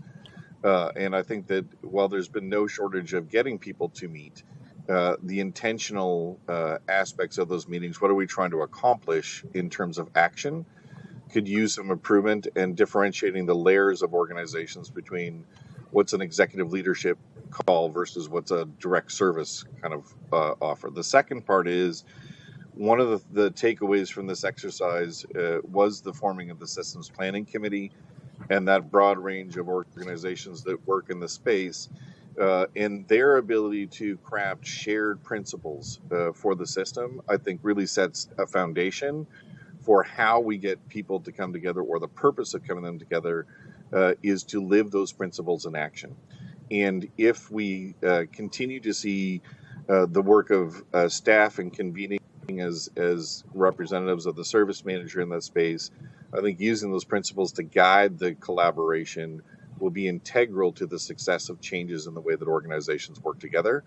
Because, to your earlier point around, and I'm paraphrasing, so forgive me if I get it wrong, but this kind of disparate missions and different ways that they come in and the different funding sources requiring different things of organizations, there hasn't been grounding principles to hold their work together. So starting to work as a system means fundamentally working to agree with what does it mean to be a system of care. Not just a collection of organizations, but a collection of organizations working together for a common purpose. So who leads that? Is that a regional initiative then, Ian? In my opinion, it would definitely fall under the region to use that role. And the convening acts of being a service manager are important. Convening, policy development, funding, those are the core, and monitoring, those are the core functions. The convening and setting the agenda, I think, definitely falls within the realm of a regional responsibility. I want to move on to page 24 of your report, where it says very mixed opinions and perspectives on harm reduction. There was a lot of different opinion in regards to harm reduction approaches. I guess there's a couple things, and it's quite evident in it. It says organizations are quick to hand out harm reduction supplies, but slower and less responsive to provide harm reduction education. How important is it that education and harm reduction is hand in hand? And I ask you that not only in regards to the harm reduction kits, but also the methadone program, because my understanding under the regulations of the private methadone clinics, that is a requirement that they're supposed to be following, and to my knowledge, are not. And that change happened when it went from provincial to private enterprise. So I'd like to get your opinion on that, please. On the first part of the equation, the handing out of harm reduction supplies, most of our information in that regard came from direct service staff, as well as our interviews of people experiencing homelessness. When asked in particular around, access to supplies, it was fairly positive. in terms of response of whether or not they felt that they were getting sufficient information to decrease harm, let's say, with injection, or to consider various detoxification or treatment options. That seemed to be quite inconsistent in terms of what was delivered. And I would say that some of the direct service staff in particular weren't as knowledgeable on harm reduction education as they were the availability of harm reduction supplies. So there's an opportunity there to expand the education of workers in the field. And on the second part, in terms of the methadone clinics, I would agree with you that part of the work should absolutely be pursuing education in addition to administering the methadone for people's use. In terms of the particulars of methadone treatment in the private clinics in the region, I don't feel well versed enough to speak intelligently to that. I apologize. I appreciate that, Ian. My follow-up question regarding harm reduction goes to, do you believe the data shows that harm reduction is actually working? Excellent question. So I think in terms of the evidence that a harm reduction approach can increase the likelihood of people accessing treatment, that is clear. But it comes with a caveat, which is in those research projects that have been done, some of which are more than a decade old, there was a strong focus on harm reduction education as well. So they're really able to see the throughput. In terms of reductions in emergency services, where that's been evaluated, the harm reduction evidence is clear that when practiced correctly, it can reduce impacts on emergency services, emergency health, ambulance, and police and fire responding as necessary. In terms of its effectiveness within the Canadian context of responding to people experiencing homelessness, I think the fact that there hasn't been an overdose in a safer consumption site that I'm aware of anywhere in the country, it's one of the things that is often touted, shows that it's working effectively at keeping people alive. Where I do think that we can strengthen our resolve in the space of practicing harm reduction is more clearly identifying rapid options for detox or treatment when people are ready, and ensuring that the staff who are administering harm reduction services and supports, not just a harm reduction specialist, but I'm talking about like a general shelter worker or a general outreach worker, not a harm reduction specialist outreach worker, that they are also equally as conversant in those pathways and are promoting those as options to people going forward. So my data will show you that unfortunately the harm reduction programs are not being successful in our city. Our overdose numbers have increased. The number of needles collected have increased. The number of deaths have increased. So I would have to counter that there is issues in regards to the harm reduction approach. I also am not a supporter of safe consumption sites, but I'm interested in safe supply conversations and seeing what the data shows in regards to helping people not only use safely, but hopefully be able to be weaned off. So that's just my opinion. I have questions to our staff in regards to the report, but I thank you very much for your candor, your expertise, your team's team bringing this information forward. Madam Chair, thank you for your leniency in regards to allowing me to ask these questions. Thank you, Mayor Carter. And we will bring your questions afterwards to staff as well. Mayor Foster.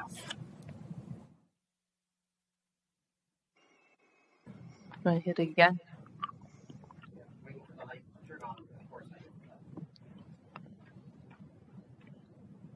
You have to hit the button So yourself. I hit request. Thank you. Yeah. Listen, old habits, hard to break. Ian, thank you for the report. I had a difficult time following the entire report, and I think I had that difficult time because the subject matter is so broad, and then we get down to the things that we need to do.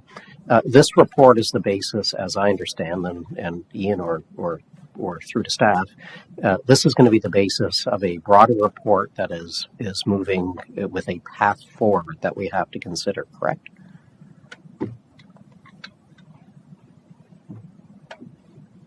Yep, Commissioner.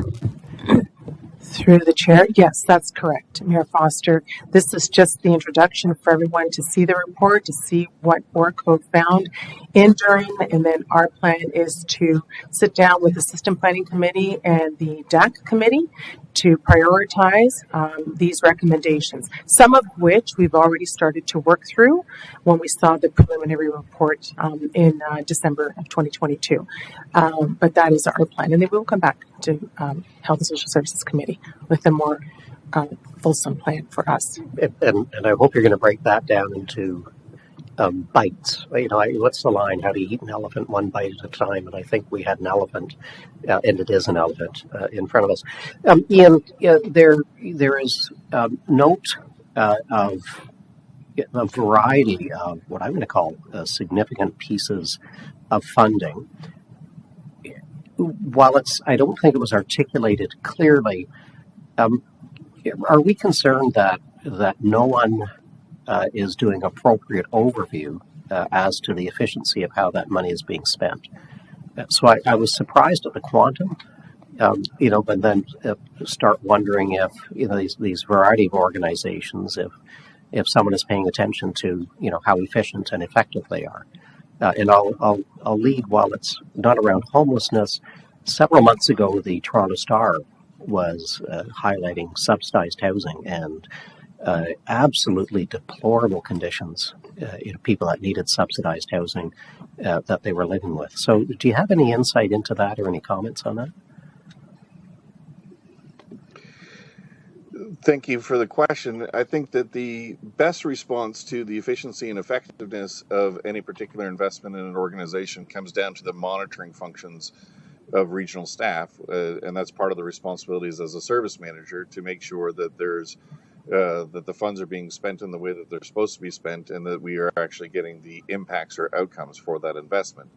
And as I understand it, that is part of the regular work that happens in the grant functions with homeless services. We've got the commissioner nodding her head, and this means we've got to have a conversation, she and I, and I'll get better educated.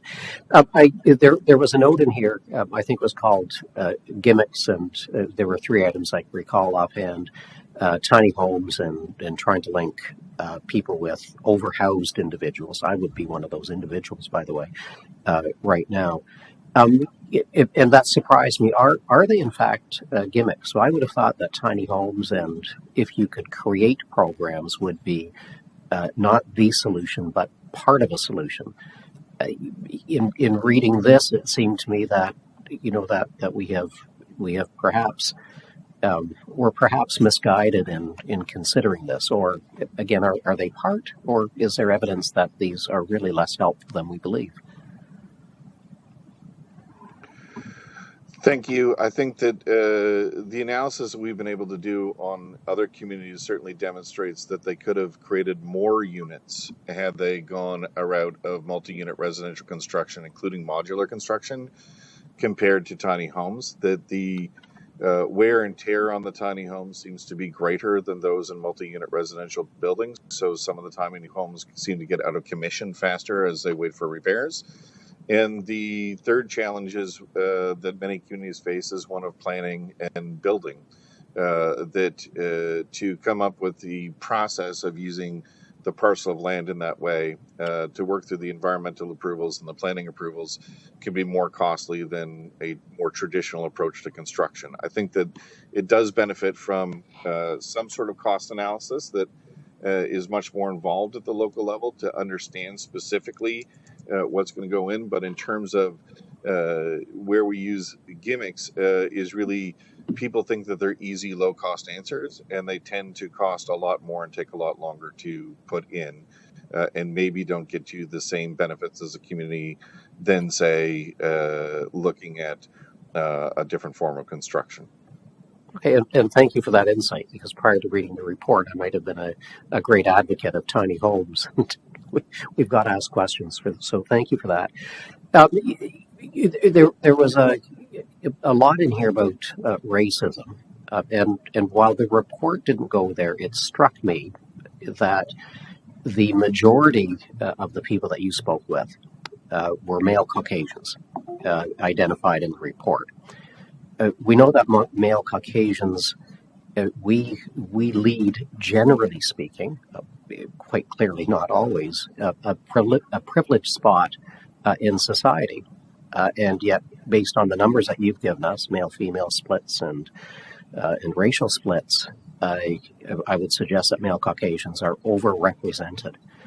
Is there any look at why that is? So you've got the most privileged part of our society that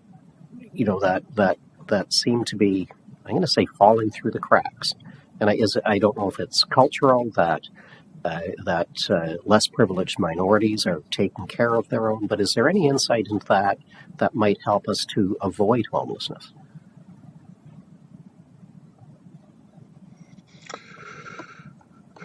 I think that's a very complex question. I think for sure, when we look at the universe of people experiencing homelessness within any geographic area, that we will see overrepresentation of certain groups of people. And that overrepresentation, if we were to use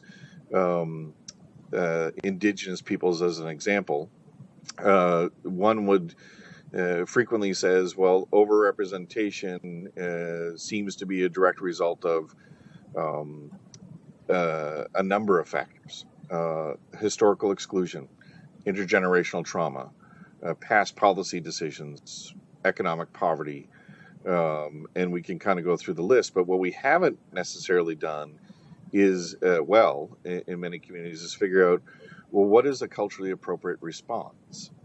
Because when we have very generalist, let's say, nonprofits that are trying to meet the needs of people experiencing homelessness, it does say that we need to ensure that all staff that work in that environment are culturally competent, understand different variations and interpretations of culture, and would know how to connect someone to a more culturally appropriate service should one be available.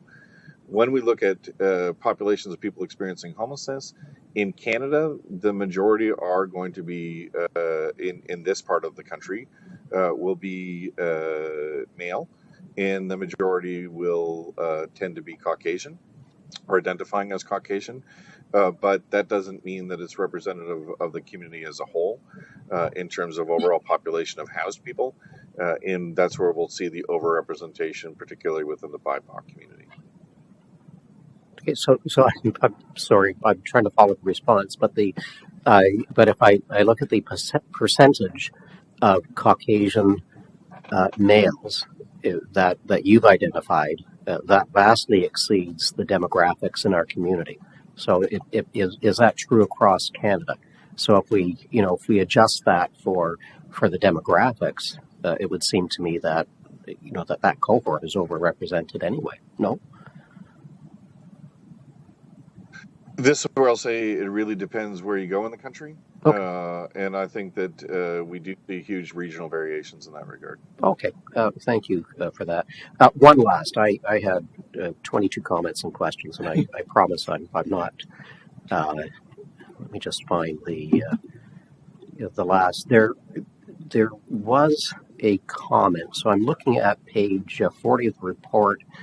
There's a chart there, homelessness and housing system realities. And I guess an opinion that homelessness is more the fault of systems than the fault of an individual. Can you speak to what those systems are? And I'm guessing those systems are going to come forward in the report, because that apparently, and the commissioner's nodding her head, so I'll leave it alone because it's clearly what we're going to be dealing with it. That's why I say I'll leave it alone. But those systems are what we need to address. So you know what, I'll leave that. Ian, thank you. Madam Chair, thank you. Thank you, Mayor Foster. Any further questions? I'm not seeing any in the queue. Thank you, Ian, for your presentation today and for the report.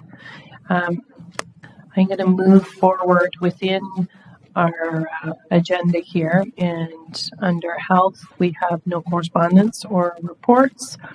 And then under social services, we do have the correspondence that was pulled by Councillor Kerr, which was presented in our presentation. Can I have a mover on that to receive? Mayor Carter, Councillor Brenner. Any comments, questions? Seeing none, all in favor, and that's carried. And I'm presuming under other that Mayor Carter, that you have further questions for staff, please.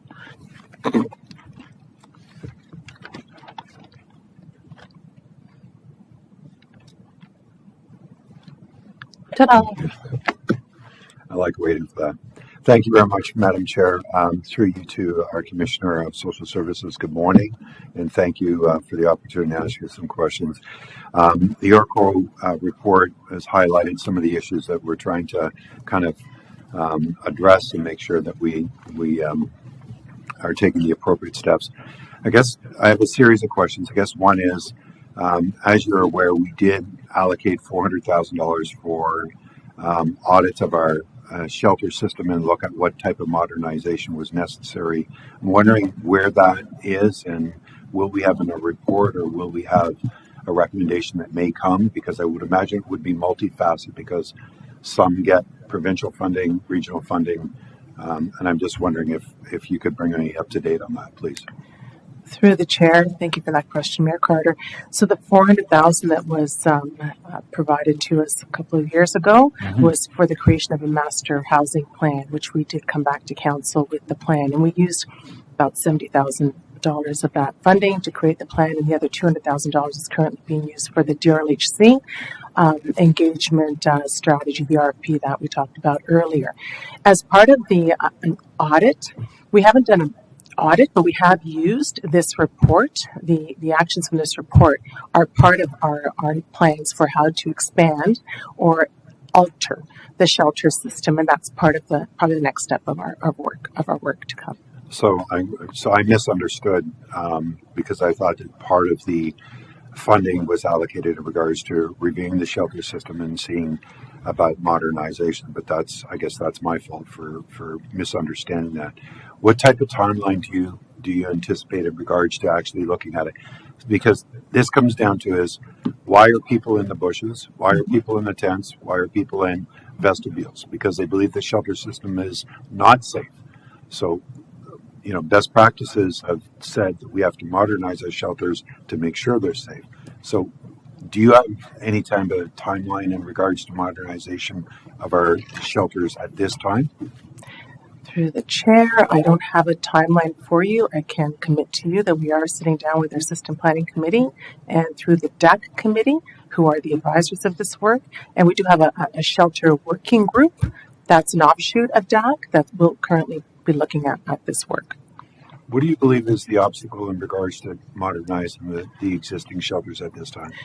So I think one obstacle would be, where do you put the folks who need the shelter system? So if we are going to look, for example, at our Oshawa location, we would have to have like a swing space, I guess, if you want to call it, to be able to place people while we do go in and do that work. We recognize smaller shelters.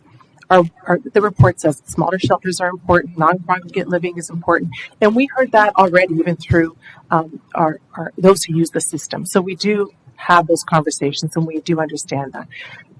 That would be one thing. The second, I would say, financial resources are a big contributor, and if we're looking to expand our shelter system, people resources, because it's very difficult to get people today to come and work in our systems, Mayor Carter. We're having some challenges on that front. So I'm glad you highlighted that, because I got some questions in regards to resources. So that's good. Can I pause 1 second? I think Director Robbins wants to add to my answer. Is that okay? Sure. Okay. Thank you very much, and through the chair. With respect to the modernization of our shelter system and talking to some of these more supportive housing units, getting away from the congregate space, there has been moves by our women's shelter in the development of their supportive housing in Whitby, creating supportive housing units, giving individuals that space and that sort of transitional living environment to be more successful when they are able to. And I have been in conversation with Cornerstone that's looking at adding some supportive housing units to their existing structure as part of their modernization that would see their clients put in an environment that could be more conducive to being able to move on to more appropriate housing as they move forward.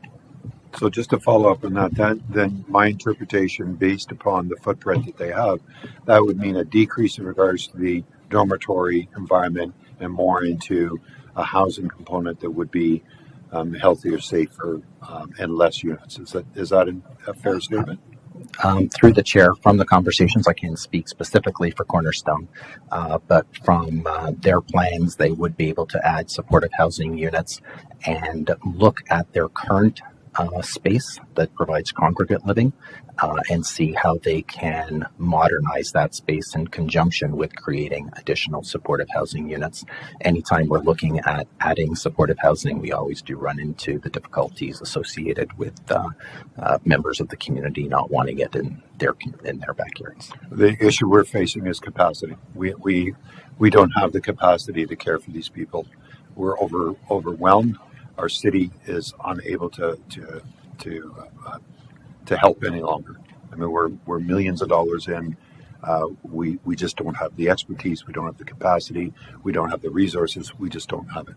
So I'm going to encourage that we start looking at how do we help these individuals in other communities, because we no longer have the capacity to do so, and that's not fair to those that are seeking help. And it's not fair to those that are residents or business owners in our community, because we're not doing anything well.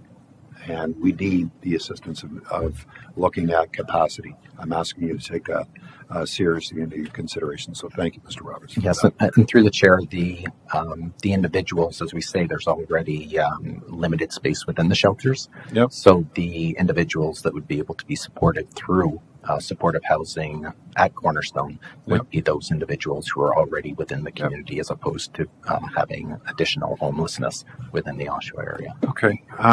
To our commissioner. May I please add to this Sure. comment as well? Yeah. Sorry, through the chair. Thank you Please so go much. ahead. We're also, as you may know, Mayor Carter, looking at expanding shelters into Whitby, and we talked about that earlier today. AJAC has an expansion of their shelters, and we're having conversations with other municipalities as well. Yeah, and I appreciate that. So thank you very much for that. Do you have any authority under the shelter systems that we have in the region? Do we have any authority? Through the chair, not to operate them. No, we are a funder. We flow funding through to them. We manage the contracts with them. Certainly, there's an obligation to ensure accountability, fiduciary responsibilities, and ensure that they're following the shelter standards that are set for them and the expectations. But they have their own operational team and board. So that being said, there is a responsibility as one of the main funders of the region. So do we do spot checks? Do we do audits on them? Do we find out if they're delivering the services that they're required under the shelter agreement? Through the chair, yes, we do regular program reviews. I don't have the details with me right now as to how often and what that looks like, Mayor Carter, but I can certainly gather more information for you. Okay. I want to move on to what Ian had brought up through this report in regards to first point of contact, which I think is quite clear from the indication that those that are unsheltered and those that are struggling to find safe environments to shelter, that the point of contact with police needs to be decreased, not increased, and we need to find a different way of connecting. How many outreach workers do we have at this particular time that work on the street through the night in the region of Durham? Commissioner? Yeah, through the chair. I'm just looking to see if my staff can help me with that answer. I'm sorry, I don't have that answer right now, but I do have my director, Lisa McIntosh, with me. I'm wondering, Lisa, if you have that number, if we can come back to it. And I'd appreciate it not including PCOP or MHOP, please. You have to wait till there you go. We actually have no outreach workers on the streets overnight at this point. And operationally, we fund programs where we have people out during the day, but they are not necessarily regional staff. So we're leaning into PCOP and MHOP and a lot of our programs. Our housing first workers are working in different organizations. And then we have our community support team in ISD who do have caseloads of people that they are going out into the community and doing outreach work and finding people where they're at and moving them forward with goals. So through the chair to Commissioner to Lisa, so is there a plan of having outreach workers working through the night in regards to connecting with these individuals, part of your plan moving forward? We would definitely like to have people out overnight and have worked on plans, and additionally also increasing the daytime component and off hours like evenings. That is contingent on funding. So funding From us or funding from the province? both. Funding for homelessness has been limited and it has not increased, and we are waiting sort of to align our funding for this year to see what will be added and within the regional budget, and then what will roll out to us to be able to increase capacity. Initially, we were looking at what we would need to do if our allocations from the province were not equal to past years. So, just for clarification, am I understanding that in this year's budget there is a request in regards to outreach workers in this budget? So it would be usually a service provision. So you would be looking at the section where we're talking about homelessness so that we can fund service providers within the system for outreach. I'm not talking about service providers. I'm asking, will the region, do you have a specific ask in the budget that specifically goes to outreach workers that are employed by the region, that are expert trained in regards to this? Do we have that in the budget this year? Through the chair, we're asking in the budgets for funding for our homelessness program so that we can look at realigning where the need is, the greatest need is. I haven't specifically identified outreach workers, Mayor Carter, but we're looking to determine once I know what that funding investment looks like. See, I struggle with this, and I'll tell you why I struggle with it. Is because I think that everybody understands that outreach workers are a key component with regards to us making those connections, navigating the system and getting people into it. That's the reason why we spent a couple $1 million in regards to security, bylaw, and outreach teams at the city to be able to connect these people, to be able to help them. And I know that we have a team throughout the night from 7 to 7. That's what they do. They try and navigate. They're not experts in this field. And the regional responsibility on this file is to have the proper resources to be able to meet the needs of the complexities of social services and health. So I'm struggling about forward thinking why it's not highlighted in the budget and why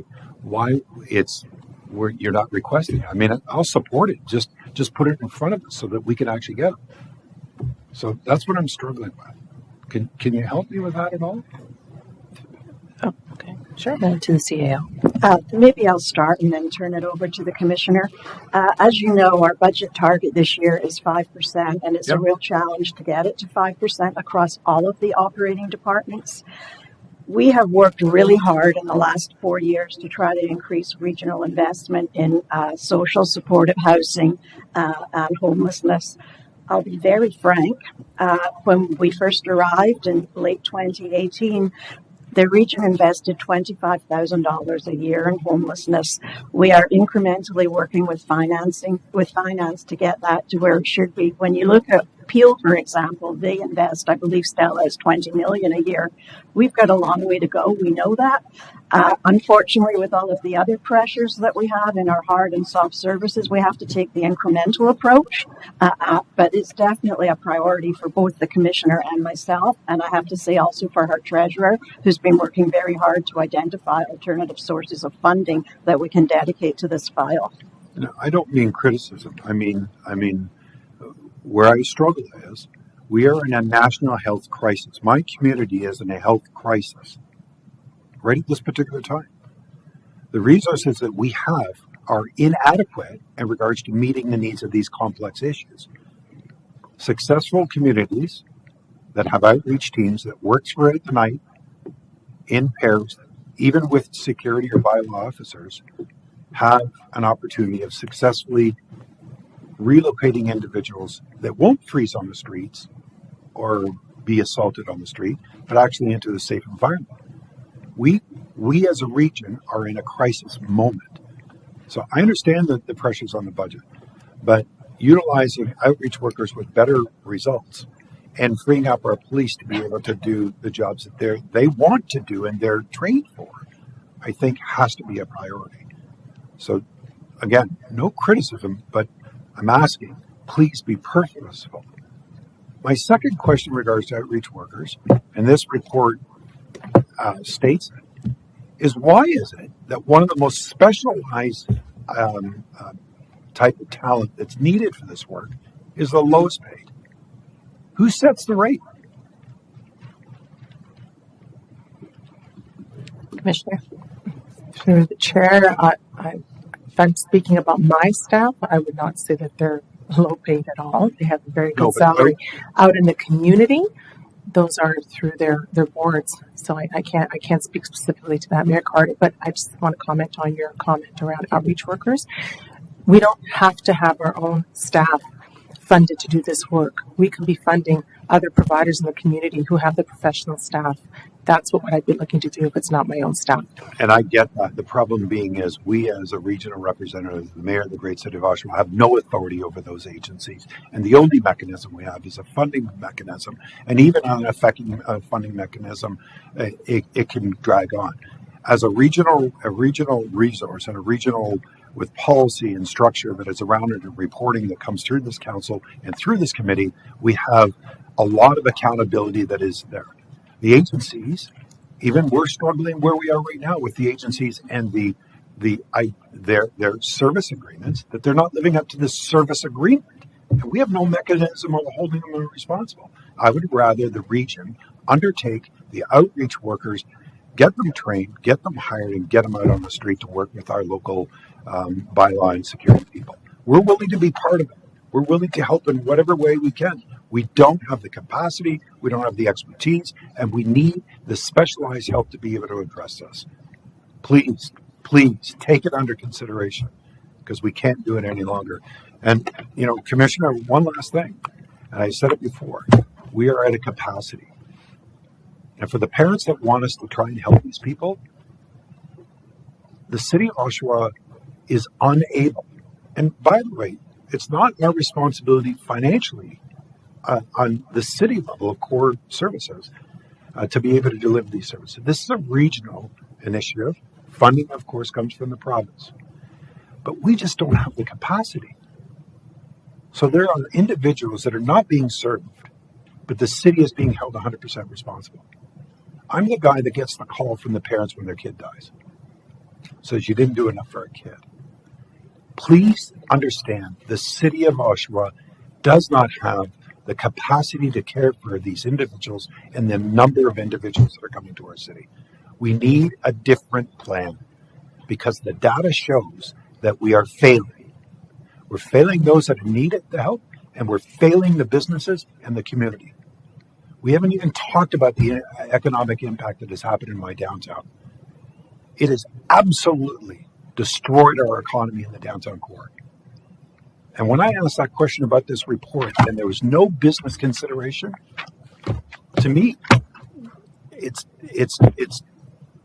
irresponsible to do that because of the reason that those are the same individuals that are funding these programs through their tax dollars and employment. So please understand the city of Oshawa does not have the capacity any longer. And Commissioner, through the chair, I'll take your comments into consideration, Mayor Carter. And I just wanted to also add that social services all on our own are also not the solution. This is a much bigger issue. It's a health issue, and working with the Ministry of Health, Ministry of Mental Health and Long-Term Care sector, that is where we need to get the supports from. Our staff are doing, along with your staff, all of that is possible in the community. They really, truly are, and I know that you know that. But it's beyond us to help those with severe mental illness and addictions. It is through the work of our Ministry of Health partners. Thank you, Commissioner, and thank you, Mayor Carter. Councillor Brenner. Thank you very much, Madam Chair. And I want to expand more on the same topic of outreach that Mayor Carter touched on. And I want to go back to the coldest day that we have had in an awful long time, which was a week ago on Friday. We have contracts with, as the region, with the organization that does the outreach in the city of Pickering. Yet there was nobody available on the streets in the city of Pickering in that deep freeze. In fact, the only outreach that was carried out was by myself, looking in abandoned tents where people could have been sleeping and freezing to death on Kingston Road, a volunteer organization called DARS, who stepped up to help that morning, that afternoon. So I have to agree with Mayor Carter. And I know that Mayor Carter and his team experience it much more than we do in the city of Pickering in terms of our numbers. But it's too late if somebody freezes to death because they got left behind on the coldest day of many decades. It is not appropriate that a counselor has to do the outreach and that a volunteer agency that is not on contract with the region is left to do it. I had to call my CAO from the city of Pickering to ensure that we were ready in terms of the East Shore Community Center because we barely had the capacity, and I'm talking about the organization that provides it. People are falling through the cracks. And I recognize that there are responsibilities from other government levels and ministries when we talk about some of the long-term care and the counseling required for addictions and mental health. But when we talk about outreach, I believe that if the organizations that are being contracted to do it are not doing it, and we're hearing it from Oshawa, you're hearing it from me today in Pickering. I won't speak for Ajax or any of the other municipalities, but I don't think we're alone. The model is not working. And whether that means that the region hire the staff to do the outreach and train the staff to do the outreach as a viable option, we need to look at that before it's too late. Because none of us want to wake up that morning and find out that somebody died that we were aware of on the streets on the coldest night of the year. Those are my comments for consideration. Thank you, Councillor Brenner. Chair Heaney. So, Chair, thank you. And to my colleagues, I don't take this as offense, but you're speaking to a staff that understands the challenge. And Councillor Brenner, one of the most powerful people in Pickering is your MPP as the Minister of Finance. Did you have that conversation with him?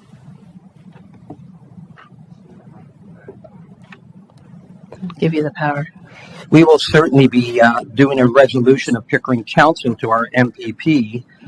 However, I can assure you that we do try. We try to reach out pertaining to our homelessness file, and what we're usually advised and what we're being made aware of is to go back to Durham Region. So, Councillor Brenner, and I'm not critical of our staff, Mr. Chairman, honestly. I think they do a great job. Because that is how I'm feeling. So, I absolutely, Mayor Carter, Councillor Brenner, to the entire community, understand your frustration and the calls that come to all of us, and the continuing asking us to do more, and we are doing our absolute best. But I have never read anything that talked about a national housing crisis in this country. I have never read anything about a national mental health crisis that we're having in this country. I have never read anything about an opiate crisis that we're having in this country. And the funding challenges that we have, we are looking after things that Mayor Carter, you're absolutely right, are not part of what we should be doing. We're funding hospitals with commitments, and we should, because there is a commitment to do things, and we're a partner, but that's not part of what the municipal governments were supposed to do. We're trying to put Band-Aids on hemorrhages related to all of the problems we're having, where we're now training our staff in areas that we never did. We have a national problem with human trafficking, a crime that goes against the humanity and we are struggling, and we're trying to fulfill that need as a social service agency to support the very victims who are being preyed upon by people who seem to get back out. The system is broken. And if I were you, I would have put the same passion into what you just did in this council chambers, into a phone call to the MPP responsible for your area on that day. But to imply, and this is my opinion, I'm not picking on anybody, that our staff isn't doing their absolute best within the envelope of money they have is a challenge. If you have a problem, pick up the phone and call the CAO, call the commissioner, call me. Mayor Carter calls me on a regular basis, and we have conversations, and we do our best to manage what we can. But to pick on the tone, and tone is everything, and to go after our staff in a room, even though it's not their fault, understanding your passion, the tone sends a message back to them that they are very uncomfortable today. I'm not speaking for the commissioner, I'm speaking for myself, because I am very uncomfortable. Because we're blaming the wrong people. And there are challenges, and staff will take everything that has been said today and come back and do their best to make it happen and work with your individual communities. But you have a voice. And quite frankly, I am tired of having to pick up the phone and trying to get a hold of an MPP or an MP and say, we have problems and we need your help. We've been fighting for, can I rant for a little bit longer? You can, absolutely. Mike's yours. We have been fighting with the federal government for 4 years.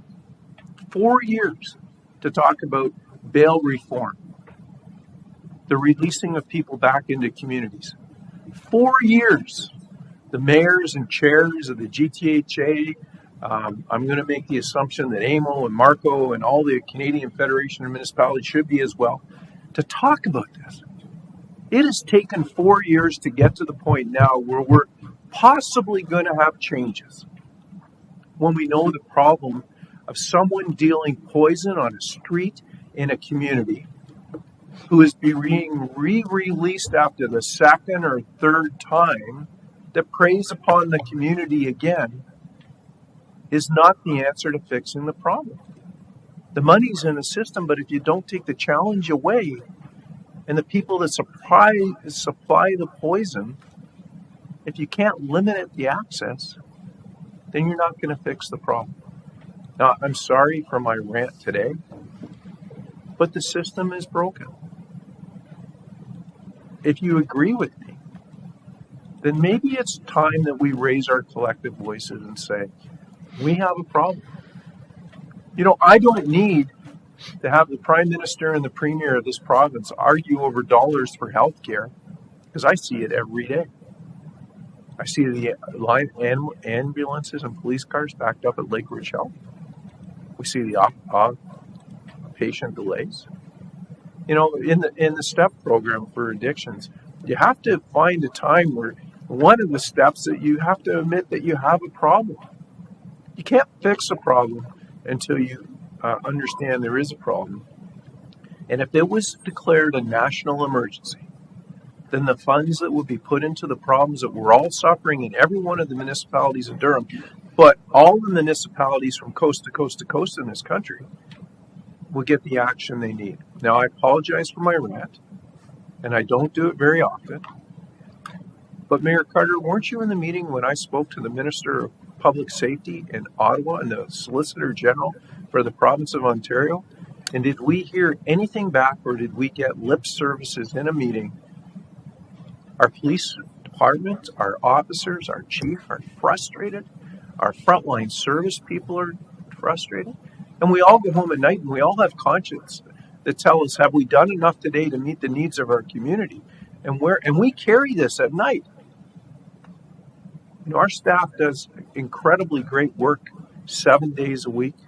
We do the best we can, but until this country realizes that the genie is half out of the bottle, and we have an opportunity this day to fix it, and we nationally come together as a country to say we have problems, then we're not going to be able to fix it.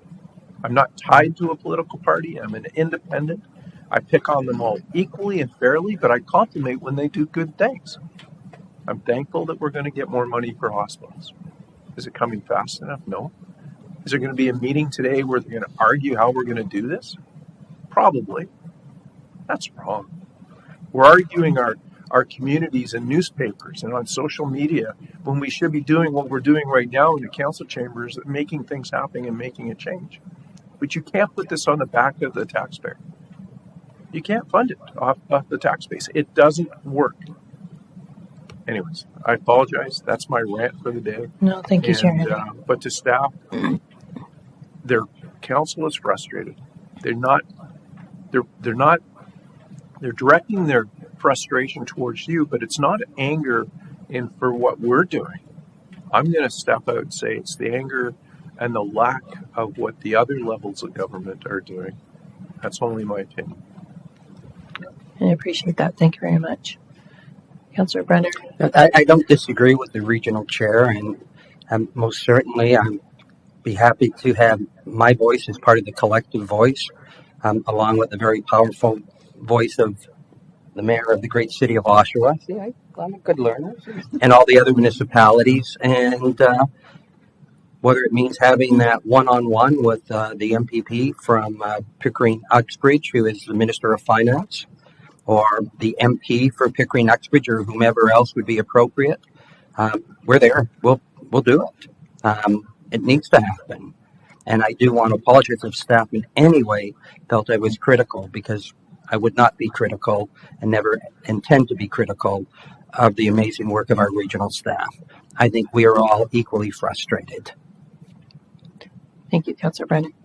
I just also want to follow what from Chair Henry as well too. And while at the coldest night of the winter,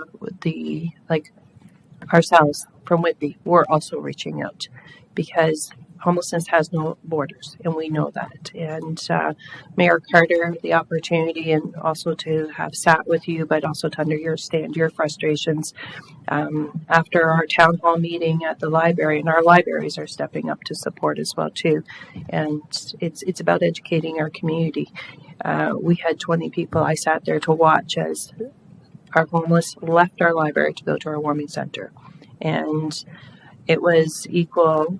And white Caucasian, male and female, and we had 20 in our warming center on Tuesday night, and it wasn't really a cold night. I know where a lot of our homeless people reside in Whitby, and to know their names is one that, a lot of people don't take that time of consideration to recognize.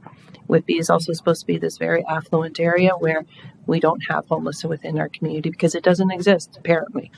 But it does exist, and whenever I reach out to the staff, and I know they're being pulled in all different ways to be able to support, the support always comes to us immediately as much as they can. But it's like you said, Chair Henry, we can't resolve this on our own. We have to resolve it together, and the other levels of government are not stepping up. They're not stepping up. I can't even get a meeting with our MPP. He declines me. So it's and there's a lot of issues on our streets and in our community that need to be happening, and to be able to share that message. Do we have to go to the media? Do we have to press it that far? Having just retired out of healthcare, I know what my colleagues are going through at the hospital. I know what they're dealing with, and it's a struggle. And we can keep throwing money and money and money and money to help to see if we can find the solution, but the solution has to be by us working together. And we're not going to cure it all. That's the one thing. We're not going to cure it all, but at least we could try to cure it together. So. And I appreciate the passion of this committee. And we were the committee that wasn't the choice committee before. I know. Chair Henry. Sorry. I'll give you the power. So I apologize again for taking up committee and your time, Madam Chair. I'm going to make a suggestion in that Mayor Carter and I both read an amazing book on homelessness. It's called San Francisco. I'm going to ask that a poll be done with members of council to see who has that book and who doesn't have that book. That could we get a copy for every member of council? so they can read it and understand the challenges that took place in San Francisco and Oakland, on how some of the success in New York, despite the fact that they're now busing people to our border. It's just another story in the CBC that is very interesting, but how they were able to solve some of their problems. And I think it would give some guidance to members of council about some of the things that did work, some of the things that haven't worked, and some of the things that will give us opportunities. I know it's an expenditure, but I know there's 2 people in the room that don't need it. So, but if you do that poll and make sure everybody gets a copy, I would appreciate it. So, to staff, I don't think we need a motion because it's under the. We'll do it as a direction. Please, thank you. Anything further? Is there any questions to health?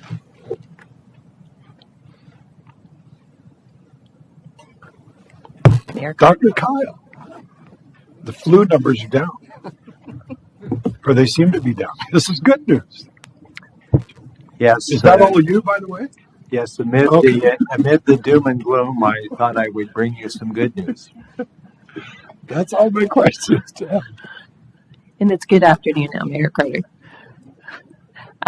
No reports, nothing from the advisory or confidential. Can I have our next meeting is March 9th, and motion to adjourn by Chair Henry, seconded by Mayor Carter. All in favor. Thank you very much.